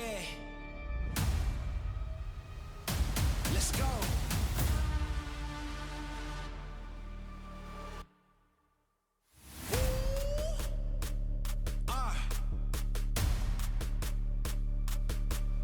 Yeah.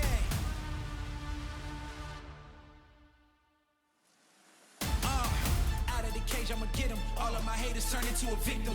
Let off the leash, gotta sick them. They don't expect it, so we bout to hit them. Try to keep up with the rhythm. Never lose focus, cause we're on a mission. See how they squirming, cause we're so determined. You looking for greatness, just the definition. Call them and tell them you ready. Flowing can't hold back the levy. You know who sit on the throne and who wear the crown. I hope you get the message. This gonna be one for the ages. Gotta put us on your A-list. I hope that you came prepared. We're ready to win it on any occasion. Yeah. Woo! Let's go. We break all the rules with a defiance. We got it all from the small to the giant. Put on a show when it's electrifying. Guaranteed to show and prove. Ain't no competition, we can't lose. We got the hits coming summer to summer. 365 got the magic and wonder. Stay on top, we're never going under. Hey, whichever way you choose, yeah, it's going down and we won't lose. Who gon' try me? We got drip like IBs, flow just like a butterfly, and been a champ like Ali. Yeah, who gon' stop me? Who said that they got me? He hooks himself back in. They want it. Kissing's not able. It's a pentakill. Second, they'll find a second. Chippy is on an absolute tear right now.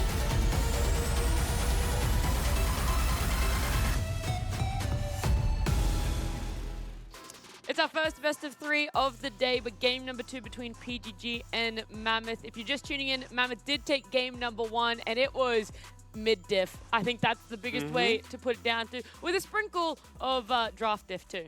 Mid-diff, draft diff, all across the board. Mammoth looking like a completely different team from yesterday, whether it was the mental block versus Chiefs. Yep. And they're just feeling revitalized against PGG, but this is a very scary prospect if you are the side of I Pentanet. think it was a little bit more than a sprinkle of draft diff, though. I think it was like hundreds and thousands, you know? Like The big ones, It was- the big old you'd chunkers. pick Ari. It was fairy bread. It was let fairy Silas bread. be locked. It was fairy bread diff for sure. Like, one team just had fairy bread.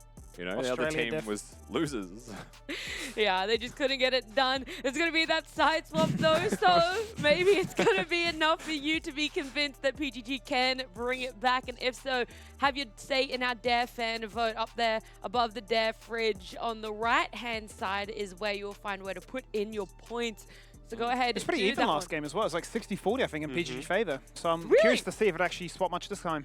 I would like to think it stays the same because PGG being on red side, hopefully they've already got their red side draft prepared as Champ Select is now ready for us. And let's then see, will much change as we enter into game number 2. It's a best of 3, but Mammoth already on match point. They'll take to the blue side this time and then look to remove the same champions as they did in game 1. I think if this goes to 3 games, we have Nat host the draft.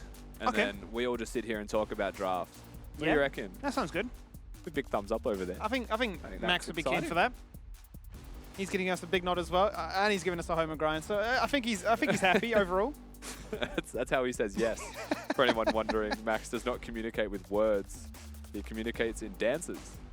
Fair enough. Either way, though, I'd love to see him chat, so why not? just a one-on-one interview. It's Nothing just would be different said, just dances. a dance-off. All right, big deals here, right, as we Yes. get into this draft phase. Things that have changed, obviously, Pensinet being on red side, they have gone full chippies. You know that thing we said between games on like chippies blind picking and being countered by Nara and played towards? Well, that's our first pick, Jax. My guy has said there's nothing you can do to stop me from carrying this game as a Jax. It's not going to be the Renekton, but I tell you what, Mammoth are going to have plenty of options to counter that one if they would like, and Poppy is the free first choice again. He's just so early, isn't it? But, I mean, as you correctly say, Poppy obviously works so wonderfully for them in the jungle last game. We know that Tien can pick this up if he feels like it's the matchup they want to take into the top lane instead. Varisto going to be the pickup here from Violet, which is going to be exciting, unless they were to be flexed into mid lane like we've seen Fighter do earlier on into this split. Now Mammoth have to decide, what is their third pick? Just going to run it back. Same bot lane.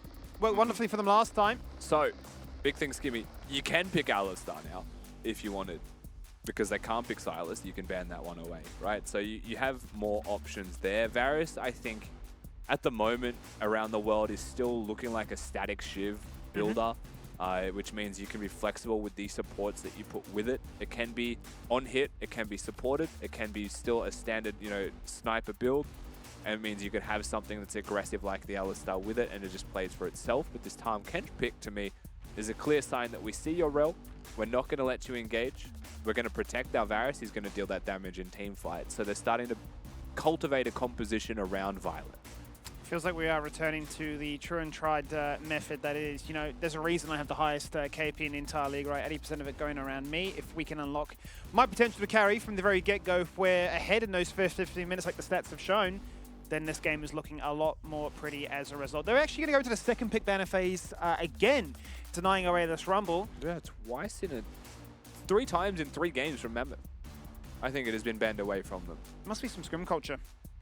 Yeah, there's got to be something going on. Pensinet are the Rumble team to me up that's until it. this week. So makes you wonder, has Sully been rocking Rumble in the jungle, or is Tien or Darjung just one-tricking this in solo queue and it's commanded respect?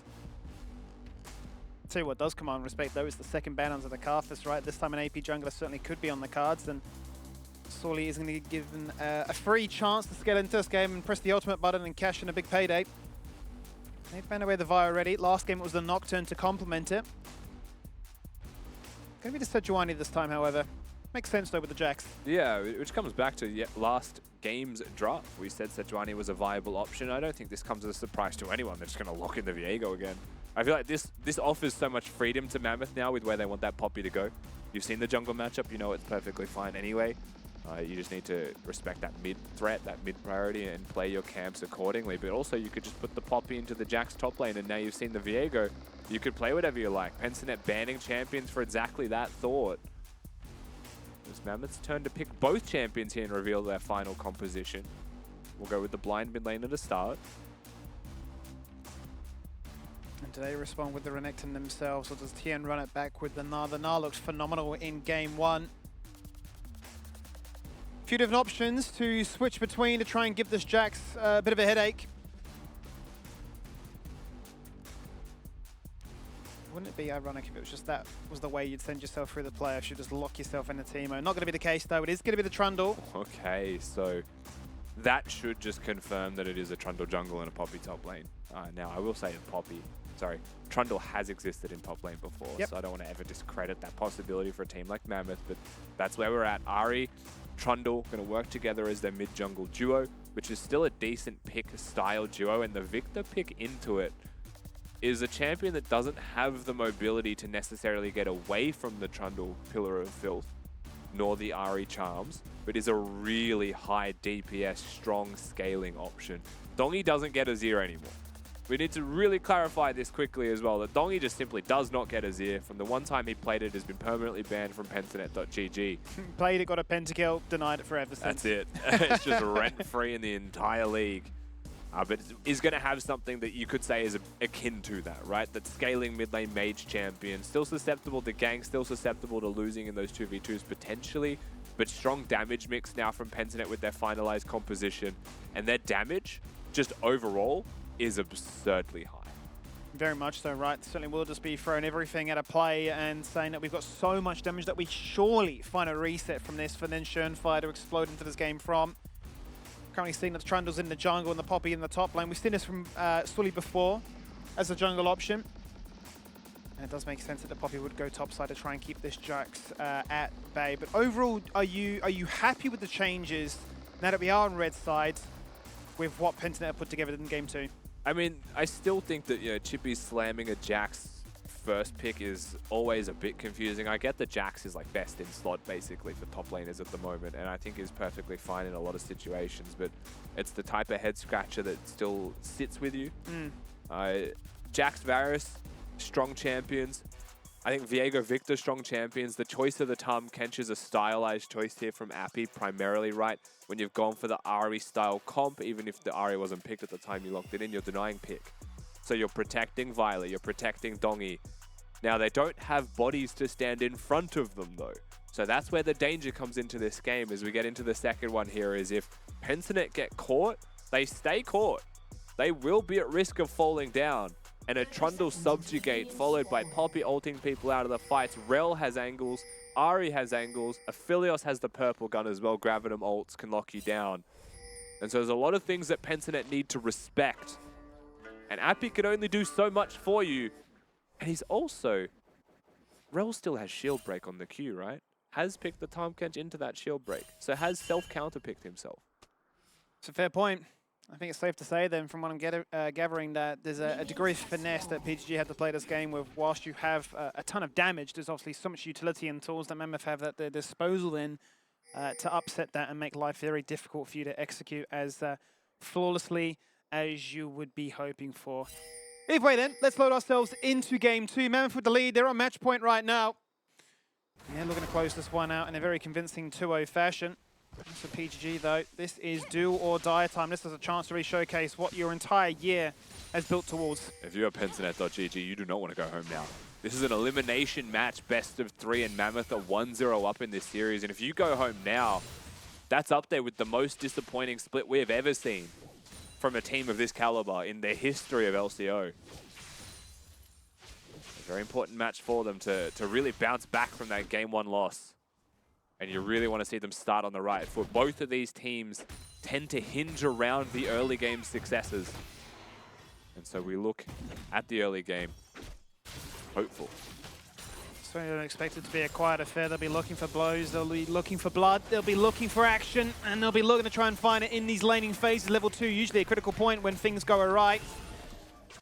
Supports get a little bit angsty and look to try and wrestle control. Junglers definitely have had their moments to strike at the level 3 mark as well. And objectives clearly a major focus for both these teams. But Dongi right now is the focus. The pillar goes down, he's still got the flash. Schönfire's in the area, he's biding his time. The charm goes out, he's down to 50% now. Trying to get as close as he can to the wall. The instant chomp flash across the wall to follow. And there is first blood. Sully, he had a plan and he's executed it. Schönfire missed. Schönfire went for the stun, just completely whiffed it straight through the wall. Chippy's controlling this top lane matchup for the most part. Is holding his own and doing quite well, but that mid lane death is devastating. Dongi flashes, Darjung does not.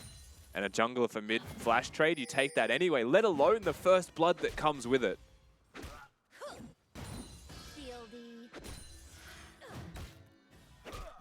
Trundle was going to be a bit of a menace in this early game then. The fact that he's got himself online that quickly. And the fact that Darjung has, as you say, held his flash to continue the pressure in that mid lane if they were to repeat that play once again. Not the start they're hoping for. But it's almost the start we'd expect from a team, or from both these teams, right, that want to be that volatile. Still to be spotted here as well. Viego going to use the Shroud, so the counter is there if anything were to happen.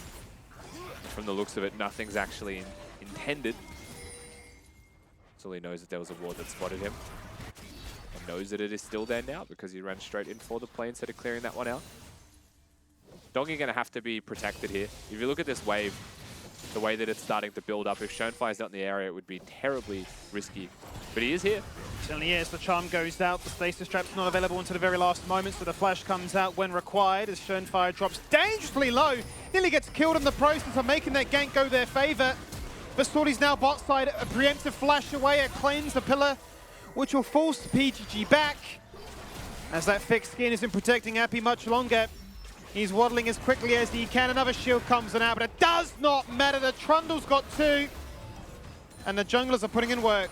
And everywhere that Mammoth go, they're able to convert into kills. Everywhere that Pensnet have looked, unfortunately, has not been just yet. And we said the top was winning for Chippies, but as it stands, Tien has still been farming perfectly fine. Pretty much across the board here, Mammoth just have control. They are in a good position. They are poised to be stronger earlier in this game. Schoenfire, look at his health bar right now. He's losing the 1v1 to Krugs. He actually is. Dangerously low, but thankfully gets Chippies. a bit of HP back. As you say, Chippies is on the hunt right now, but Tien still has his flash available. Actually decides to hold it, and at the very last moment go away in the end. It doesn't matter because the cooldown from Leap came back up. And Chippies has really bailed himself out there. Redemption round from Chippies. Very important kill for Pensnet as a whole. We look at this skirmish in bottom lane. They find Appy, they find their target. Q was already used though by Yerstun, so he's not going to be able to break the shield. And actually that W forward's being cancelled by Chayon. Imagine if that was converted, but he had no idea on the direction that it was going. Reinforcements come through and Sully, right place, right time, knows exactly where to be. And the Infernum activation was usable. Once again, we're fighting in mid. We certainly are. Look at the CC layering. It's just impossible for this Victor to play, but he's still alive. One final auto attack will do it, and Darshung's found his first of this game. Can PGG answer back in the mid lane? They see blinking health bars, but it's theirs that are blinking red and down low. 4 kills to 1, and Mammoth hot in the driving seat. Yeah, suddenly a 4-1 scoreline. Look at the size of this wave that's going to be missed in mid. And we spoke about this in Champ Select, but the choice of the Victor is so reliant on getting through this dangerous early game, and they quite simply know that he is without a flash, that they put a Trundle pillar up, and there's nothing Dongy can do to dodge that one out. He just dies. Plain and simple, they find their lead, even with Api here, even with Schoenfire here to counter. It was like the damage was done earlier, and now they are really reaping the benefits of that. 3-0-1.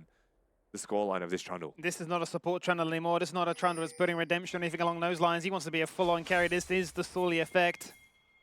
3 kills so far. And the odds have completely swung in Mammoth's favor from the Dare fan vote as well. They're a believer. A 2-0 in this fashion would be huge. And a devastating start for Pensnet.gg. Top lane did get the solo kill. That is their saving grace right now. Dongy is a scaling champion who does love farm, is not reliant on being ahead early, will eventually hit that point where he's overwhelming Varus as well. You know, level 6 is a nice spike, a static shiv is a nice spike, but at the same time, you know, this lethal tempo build just wants to have items and will be an important factor for them in those skirmishes. Mammoth's composition is primarily built for killing individuals, not for the whole team. If there's more than one carry present, then Pensnet should still be able to put down damage. But the way that this is kicked off is just so favorable for Mammoth. They're certainly living their best life right now as a massive wave builds up in the bot lane. Violet Targeting the could bot lane is really what they're looking for now. Get Violet back into this one. The Chain of Corruptions goes out. The cleanse is there. And the piercing arrow will not do its built-up damage. That wave will crash for nothing.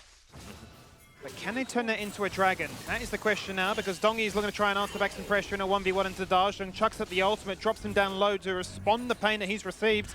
I like that from Dongy. I think that's a really smart play, knowing that it was going to be a disadvantageous trade if he just let the trade sit. Win that one hard against an Ahri so that she feels a little bit more at danger of using the ultimate, the Spirit Rush, to actually convert damage into kills. But now there is a Herald to look towards. And they're not going to have a numbers advantage by any means. And so they have to concede this objective. The bot lane play as well happily sacrificed their cleanse to get that whole wave, like 20 minions odd that were crashing under that turret. That's an easy transaction for you to take. And they're not really converting anything monetarily just yet. No, unable to turn that pressure into a dragon and unable to dissuade Mammoth from continuing that very first Herald. Well, there is the damage dealt so far in these very first few minutes of the game. Sorely, first to hit 4,000. Very rare you see a jungler, especially a tank utility one, at that, be at the top of the charts. He's rich. But it is where we find ourselves right now. As that Trinity Force will come out to play at only 9 minutes. Yeah, wow. 9 minutes with magical footwear at that, so very efficient start for this Trundle. And he is so strong that the reality is if you're fighting and he's not dead first, you're probably losing. A full Trinity Force right now, he 1v1s anyone. That is a duelist build. Trundle is a duelist champion. Able to take those resistances away from you and just ruin your life. I don't think there is any chance of a contest from Pentanet, even if they wanted to. Well, if you weren't able to contest those objectives before, you certainly aren't now. And this is all about sacrificing what you can and finding benefits to acclaim elsewhere. This should be so low. He just teleported back to lane. Already, refillable potion being used. 3/4 HP and 10 able to push and crash this wave in. Sully in mid lane looking at Dongy, has flash. And he certainly is staying on his own trap, good flash away, anticipating the charm is about to connect. That means the flash is down once more, and it just means that play is going to happen on repeat as it has done this entirety of the game. Yeah, that's the terrifying thing. Really well done there from 10. Good reaction time test being passed from him, but mid lane not having flash. And if it's so easy to get the flash as you just saw, then what do you do if you're Dongy? You know, the team can't protect him. If he can't protect himself, it's just getting rough as they're really going at it top lane. Certainly are having a crack at it right now with Schoenfire's the next one they're looking towards. In goes your son, 2-man Mana Storm, you're just gone! How do you fight into them like this? Darshing tries to hit the whip with the charm.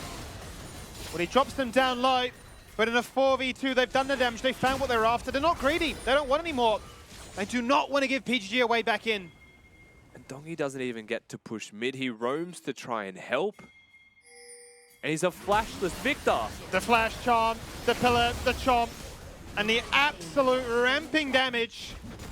And it just goes from bad to worse. They're not even trading. They can't compensate. Nothing is happening for Pentanet at all. Everywhere you look, it just feels like they're falling apart. They're crumbling. And if the first tower to fall is a mid lane tower, imagine that. They're going to look towards mid. The tongue lash just goes wide from a nice little pillar there, flashing. Yeah, Schoenfire really trying to hard force this one though. The focus is onto Sorely. Can we get this bounty? Can we shut this jungler down? Great flash to prevent the reset that the Viego was hunting for. And still the quest for that kill really eludes them. Call there from Chippy's the 10 was missing in the river, so respect it a little bit until he shows back in top. Certainly a volatile lane in top lane, but no one really able to get up there and assist it whatsoever. Dongy barely playing League of Legends with the amount of pressure that goes onto him and how easy it is to actually kill him. And suddenly he comes bottom and a Hex Flash comes through and it makes you wonder. That one a little bit too dangerous.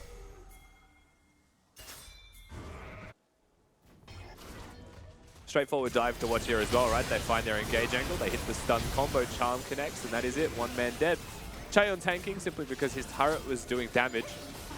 And I think they would have considered the dive if more people weren't missing, but the cost of that roam from Dongy to help his team is his death, is the turret in mid lane.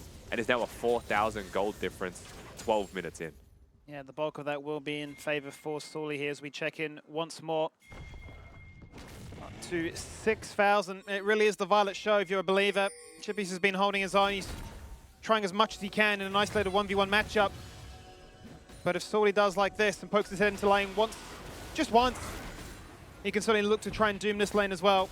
And that counter strike's on cooldown. If TN tanks the turret and they use the subjugate, They could look towards this one. Darjung on his way, so give him 2 seconds and they'll go. There's no TP to assist Chippies. He is a lone man standing here. The charm goes out, the counter-strike expires, then same with his elf. That's another turret gone, Rusty. The Herald guarantees one in the mid lane. The gank successfully guarantees another in the top lane, and as the plates fall on down, so do the turrets. And as I said earlier, right, every single time Chippies is under threat, he does not run away from that situation. He continues to fight his way through. But what is the trade elsewhere on the map if Yersan is hex flashing towards them? Not feeling any threat of danger. Not truly feeling at risk. They're just going to plant their Aphelios mid lane, while Sully threatens and forces a teleport for this top lane tower. Just the capitulation of PGG. That was the word that was hot on my mind right now. Are we just witnessing the undoing of a team that are just lost? Not sure really how to recover in a situation like this. You've got championship winners on this team, but it's tilt a factor now. And how do you quickly rid that when you're in the moment as such? Because this game is very quickly getting away from them. They're down 6,000 gold. It's not even 15 minutes yet. Sully playing like a true hacker in main. Just walk his way through lanes, does not care. I will say has been playing very well on this Trundle. Has navigated the Viego matchup quite nicely. Has been pretty much permanently stopping those stuns from hitting with good pillars. Because you displace him when you hit that pillar, the stun direction's relevant to the Viego when he throws it. Another turret falls. This game's starting to reach a point where it is insurmountable, and how much hope can you really hold for Violet's ability to carry this game? When the truth is, you think about the amount of dead weight he essentially has to try and carry across the line. Violet's just a Varus, he's not a fireman. What is not a Zeri, like we've seen in the past, right, where you can just ice skate over the map and really do put in that 1v9 performance and try and pull a pentakill out of thin air. Varus is going to be very susceptible to the amount of raw pressure and mobility that Mammoth have just to pull the trigger and pounce upon him. And if that cleanses down, I mean, even more so, right? Especially when Appy's not there to devour and protect. The alarm bells are ringing, and Mammoth are certainly capitalizing on that. Yersan looking top lane right now. Chippies running himself low on mana. He's going to have a hard time with this one. He's going to have to take it. It doesn't matter though because Chan is coming as well. Once again, he finds himself in a 1v3, knocked up CC, led beautifully. And taken down for the second time in a row. Mammoth are just running rings around their opposition. They're rotating quicker. 8 kills to 1, 3 turrets to nothing. And you're really wondering how quickly can they wrap this one up. PGG really losing their minds here, losing their cool for sure. These kills are just coming across so easily. These summoner spells being forced out of mid lane are just happening so easily. There's never been a counter punch. There's never really been a cross-map answer. They're just second to the play and they stay second to the play. The game continues on that trajectory. There is no way back for them. Something has to give, something has to change if they want to stay in this series. Otherwise, Pensanet go home without having ever won, I feel like, a series in a playoffs this year. Or a game, maybe, in a playoffs. Certainly not narrative they'll be really wanting to look back on. Certainly not remember fondly. But either way, this is that moment when you as a special player can showcase some skill, showcase a way back in, create your own luck, and find a way to answer back in situations that look so dire as such.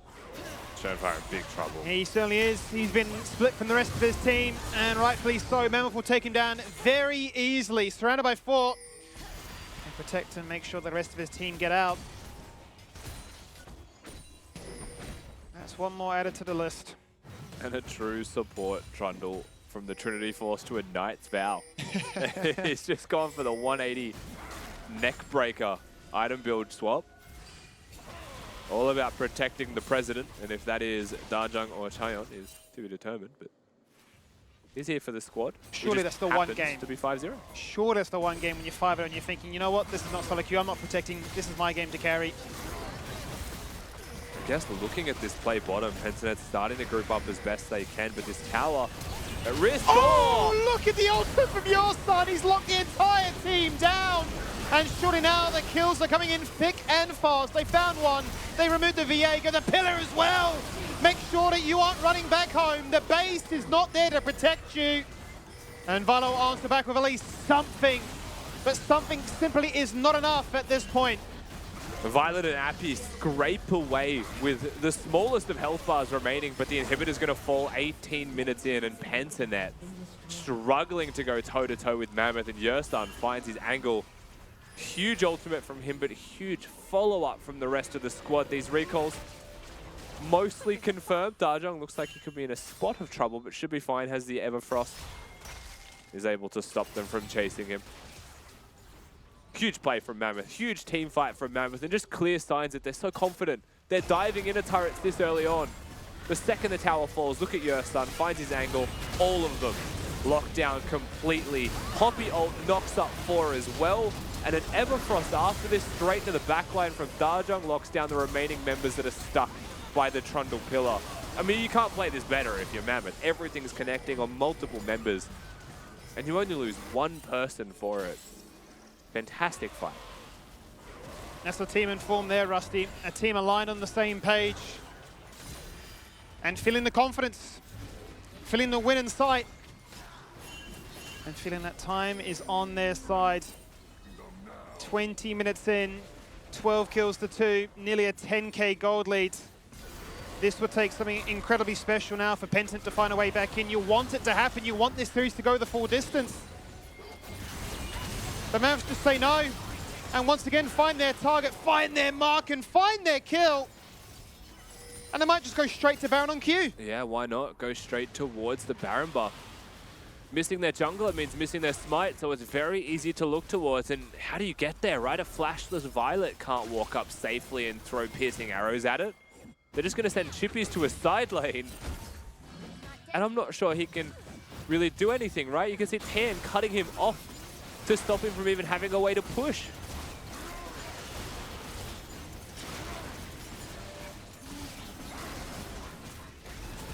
Zoned out, forced away, and Baron is claimed.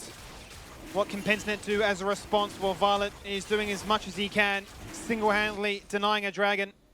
Does he have enough damage to take this one down before the rest of Mammoth come here to protect and prevent? Certainly is to be the case here, and it's an objective bounty they so desperately need. They need to make sure they have some way back in, some crucial item spikes perhaps to maybe match the power of their opposition. There is another in a tower taken by Chippies. We're going to find ourselves grouping up in 5 and grouping up in the mid lane and going in for that Hail Mary play. Down so much gold. Can PGG find their way back in? Two members are low. Tien and Stolly both thrown back and away, but Dongi is dead. The Devour goes out. The Protect is dead. A stun from the Poppy, and the kill to be found as Darshing takes them down.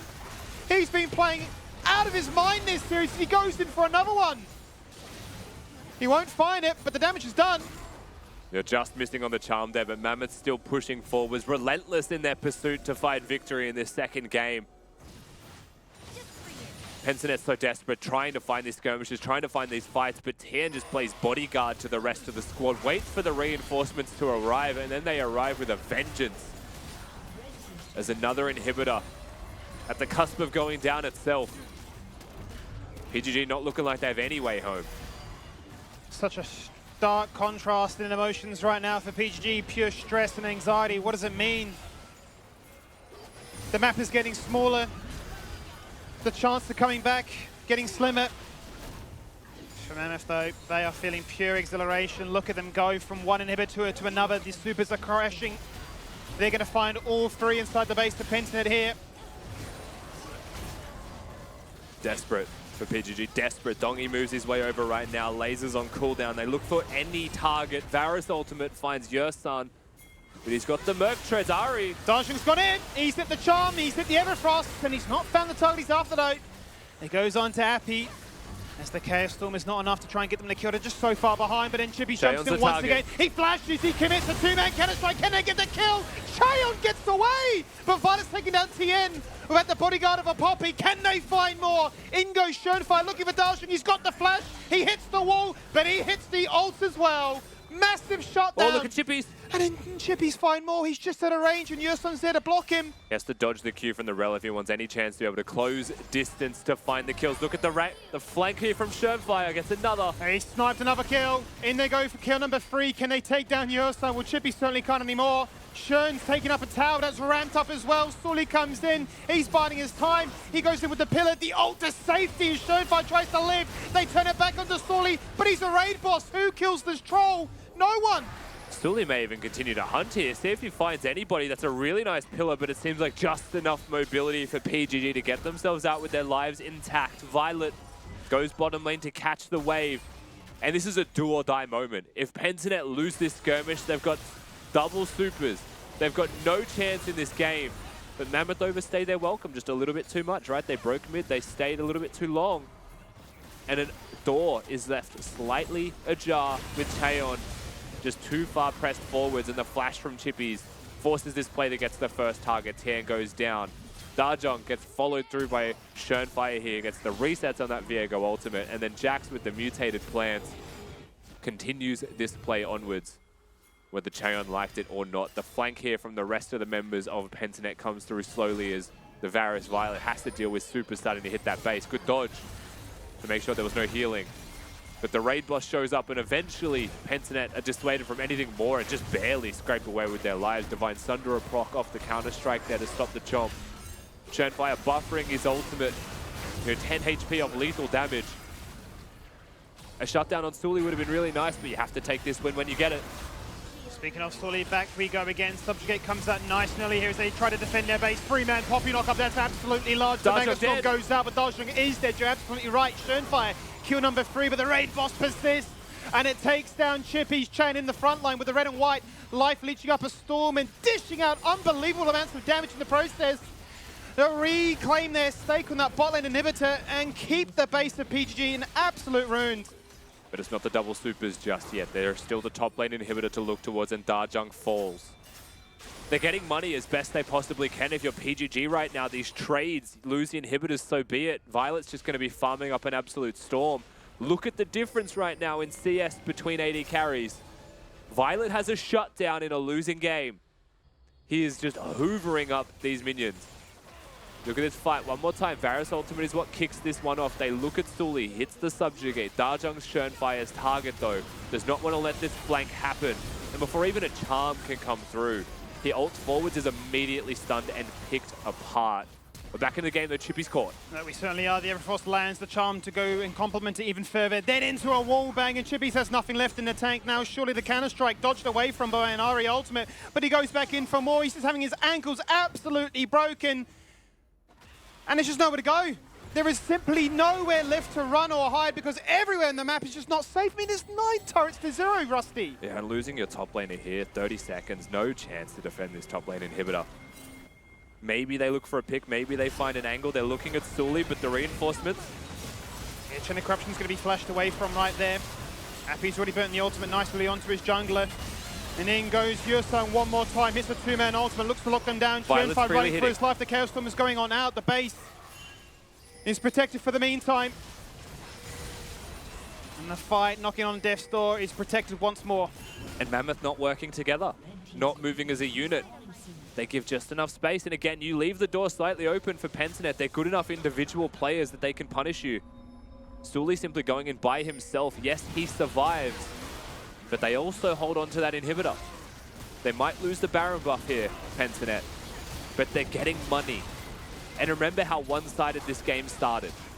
The fact that they're getting money is almost unheard of, almost impossible in this game. Violet. Violet is the star of the show. Look at his farm. He's got himself nearly a Flame Horizon. He's got 3 items complete. He's looking to really do everything he can to bring his team across the finishing line here and say, we will take it to a game 3, but it's such an uphill battle. Dongy really wants to try and get that Void Staff up ASAP as well. We get ourselves another Drake. Mammoth, I think, pretty freely have roam of the river. No contest here from Pentanet.gg when it comes to pushing that far out of their base. But this is one of those situations, right? You look at the gold difference, it is still so large. They're looking at a soul point that they can now threaten as well in the next 5 minutes. But you give one more fight to PGG, I think you've just opened the door enough for this Victor to scale. And the Varus is already there. Summoner spells are back almost as well, right? When Dongy gets that flashback,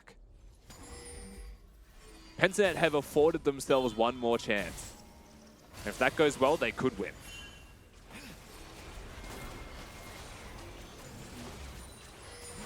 Can they hold their nerve? Can Mammoth, to the same extent, can they close it out? Having such a massive lead. This would be crazy on either narrative as to how things unfold. Right now playing towards the top half of the map, looking to try and open up those two inhibitors that are still standing.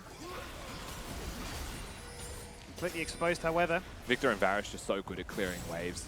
Right, they are just so fast at clearing these waves as well. Supers mean nothing to the face of a Victor or a Varus. And so Mammoth really want to try and crash all 3 waves in, get those double supers blocked if possible, and actually start to pressure the Nexus. You don't just want to sit here and give money. In we go. They've hit that 2-man Megastorm once again. It's that true and try combo from Yerstone. Looking to try and make it happen, but the very preemptive Devour to try and protect them. Churnfire on the flank, actually outside his base on vision. Can't do much more than that. Triple inhibitors taken. They're knocking on the front door and saying bye-bye PGG. This is your time to go on out. Mammoth, the underdogs, the dark horse, the team you didn't really expect to do much. Pentanet's still defending They're though. coming in here now, Rusty. They're looking at an exposed Nexus and saying it's now or never. 29 minutes. Can they get it done? A 2-man Poppy Op from TN. They found one. They've removed Chippies. They're on to the Nexus itself. PGG has zoned back into the fountain. They've lost this game. I do not believe it. It's a clean sweep 2-0 as Mammoth progress through the lower bracket. Mammoth get a clean 2-0 victory in the end. I mean, look, Pentanet fought for their absolute lives. Everything on the line for PGG. And I think one of the biggest surprises that we've seen, not just from this best of 3, but of the whole year, Pentanet.gg eliminated from playoffs without winning a single game for the whole year in a playoffs match. They've only been 2-0'd the whole way through playoffs, and history repeats itself here one more time. Mammoth, the clear better team in this best of today. I think the heart goes out for PGG even more knowing what happened in Split 1 for them, and to see essentially a repeat for themselves in Split 2, it is devastating.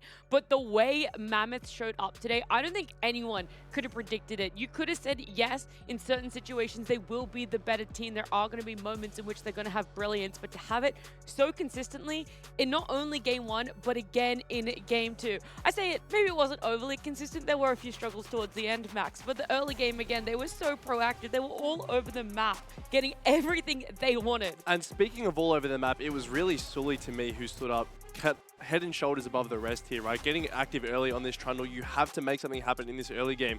He was playing against very immobile lanes, particularly this Victor falling down multiple times early on, and the bot lane able to get active around there as well. But Sully is this player who, no matter what champion he's on, even on something like a Trundle, able to make stuff happen early, and that's what makes Mammoth so dominant in the early game.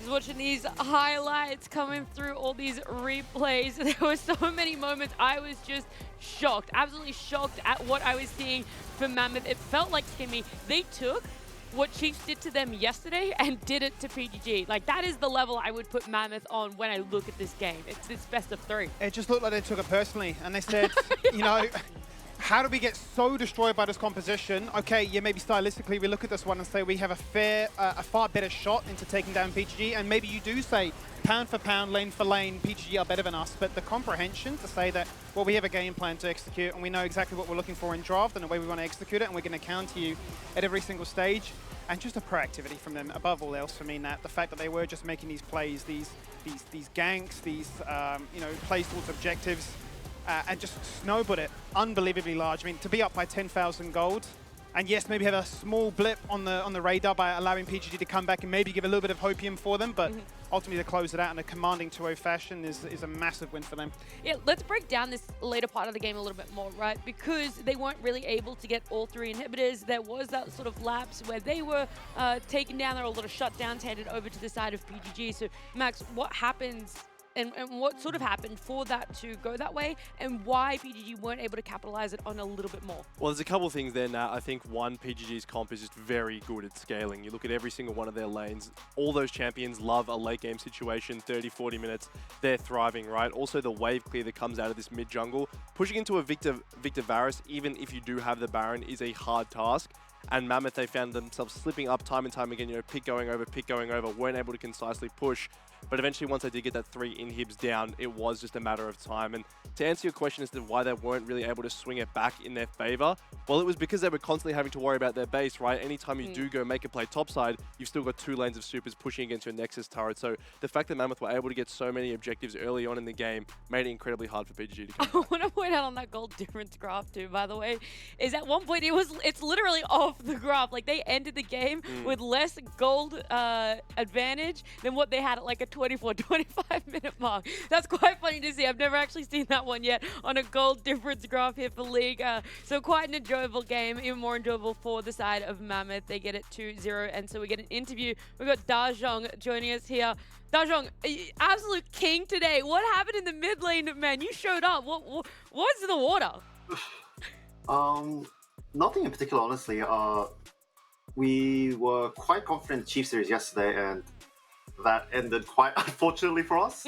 I think we just had a little bit of problems that we had to work out, but like now it's not time. It's do or die, so we all showed up. You definitely showed up, and you in particular were the standout, at least for me. I want to know what you have been doing behind the scenes, because it really feels like these last couple of weeks, in playoffs especially, you've taken leaps and bounds in your ability to carry games. I mean, I think it's just knowing what works for me, honestly. Like playing like like 5-6 like games of scrims and then going back to solo queue and playing 10 games solo queue. I realize that really doesn't work for me. Like I just get really burnt out, and I can't really I think about too many things, and it ends up making me not think about anything, more or less. So I think just knowing what works for me and knowing what can help us succeed, I guess. I want to talk a little bit more about this matchup against PGG, because we saw side select for this first game, and you guys picked the red side. I want to know about it, if it's something that is a patch dependent, if it was your opponent dependent. We were just a bit surprised to see it. Oh, I think it's definitely patch dependent. I think until now, like everyone wanted blue side, more or less, I guess. But I think just with like all the champions that are really strong right now and champions that got weaker, I guess, it's just, I think the draft's just easier to work out on red side. I think both are fine. It's just, I think it just depends on the opponent and what kind of bans you want and how you expect the draft to pan out. And speaking of draft plans, you guys play tomorrow for your 3rd day in a row. How is draft prep been going, and do you feel like playing all these series helps you, or is it a bit of a hindrance? I mean, I guess it is kind of crazy. Like, it's very exhausting just playing like games again and again, day after day. Definitely really fun. We're all here for it. And if that's basically what gets us to Taiwan, that's what we're going to do. But yeah, I think I'm just enjoying the moment right now. Perfect. Awesome. I'll quickly, Skimmy Rusty, anything you guys want to ask, or? Dajong, mate, been a big fan ever since day one, bro. Love to see it. So, yeah, congratulations on the 2-0. Love you too, Skivvy. Oh, yeah, all right, Dajong, thanks so much for joining us. Thank you. Thank God we cut him there. The microphone was... Yeah, it was going a bit sabotaged. questionable, touch and go at the moment. Great question, Skim. Yeah, I was going to say, I didn't even want to banging give him a question. I just want to give him a statement. I wanted to hear more, like, I wanted to ask him so much more about these champs he's picking up, like, what happened just in the 24 hours, but I know that they do have to go and they have to, like, prep themselves, hype themselves up for tomorrow as well, so as much as I want to, like, pull it apart, I do know that there is still quite a long way ahead for them because they are in that lower bracket, but they've done the first step in doing a lower bracket run. They got a 2-0 here. MVP time. Do we really need to ask each other? Should we just have a look at it? Should we just see who Twitch chat went for here? Show us DJ. It is My man. Dajong. I don't know if you could have put an argument up for anyone else Yeah, here. Sully. In both games? Yeah, why not? Yeah, okay, that's true actually. No, Sully you're was right. good. Yeah, he was. Yeah, but good. But Dajong was Hey, outstanding. listen, man, if my new team picks Ari, Alistar, and I have to lock in Silas, I'm going to be on that as well.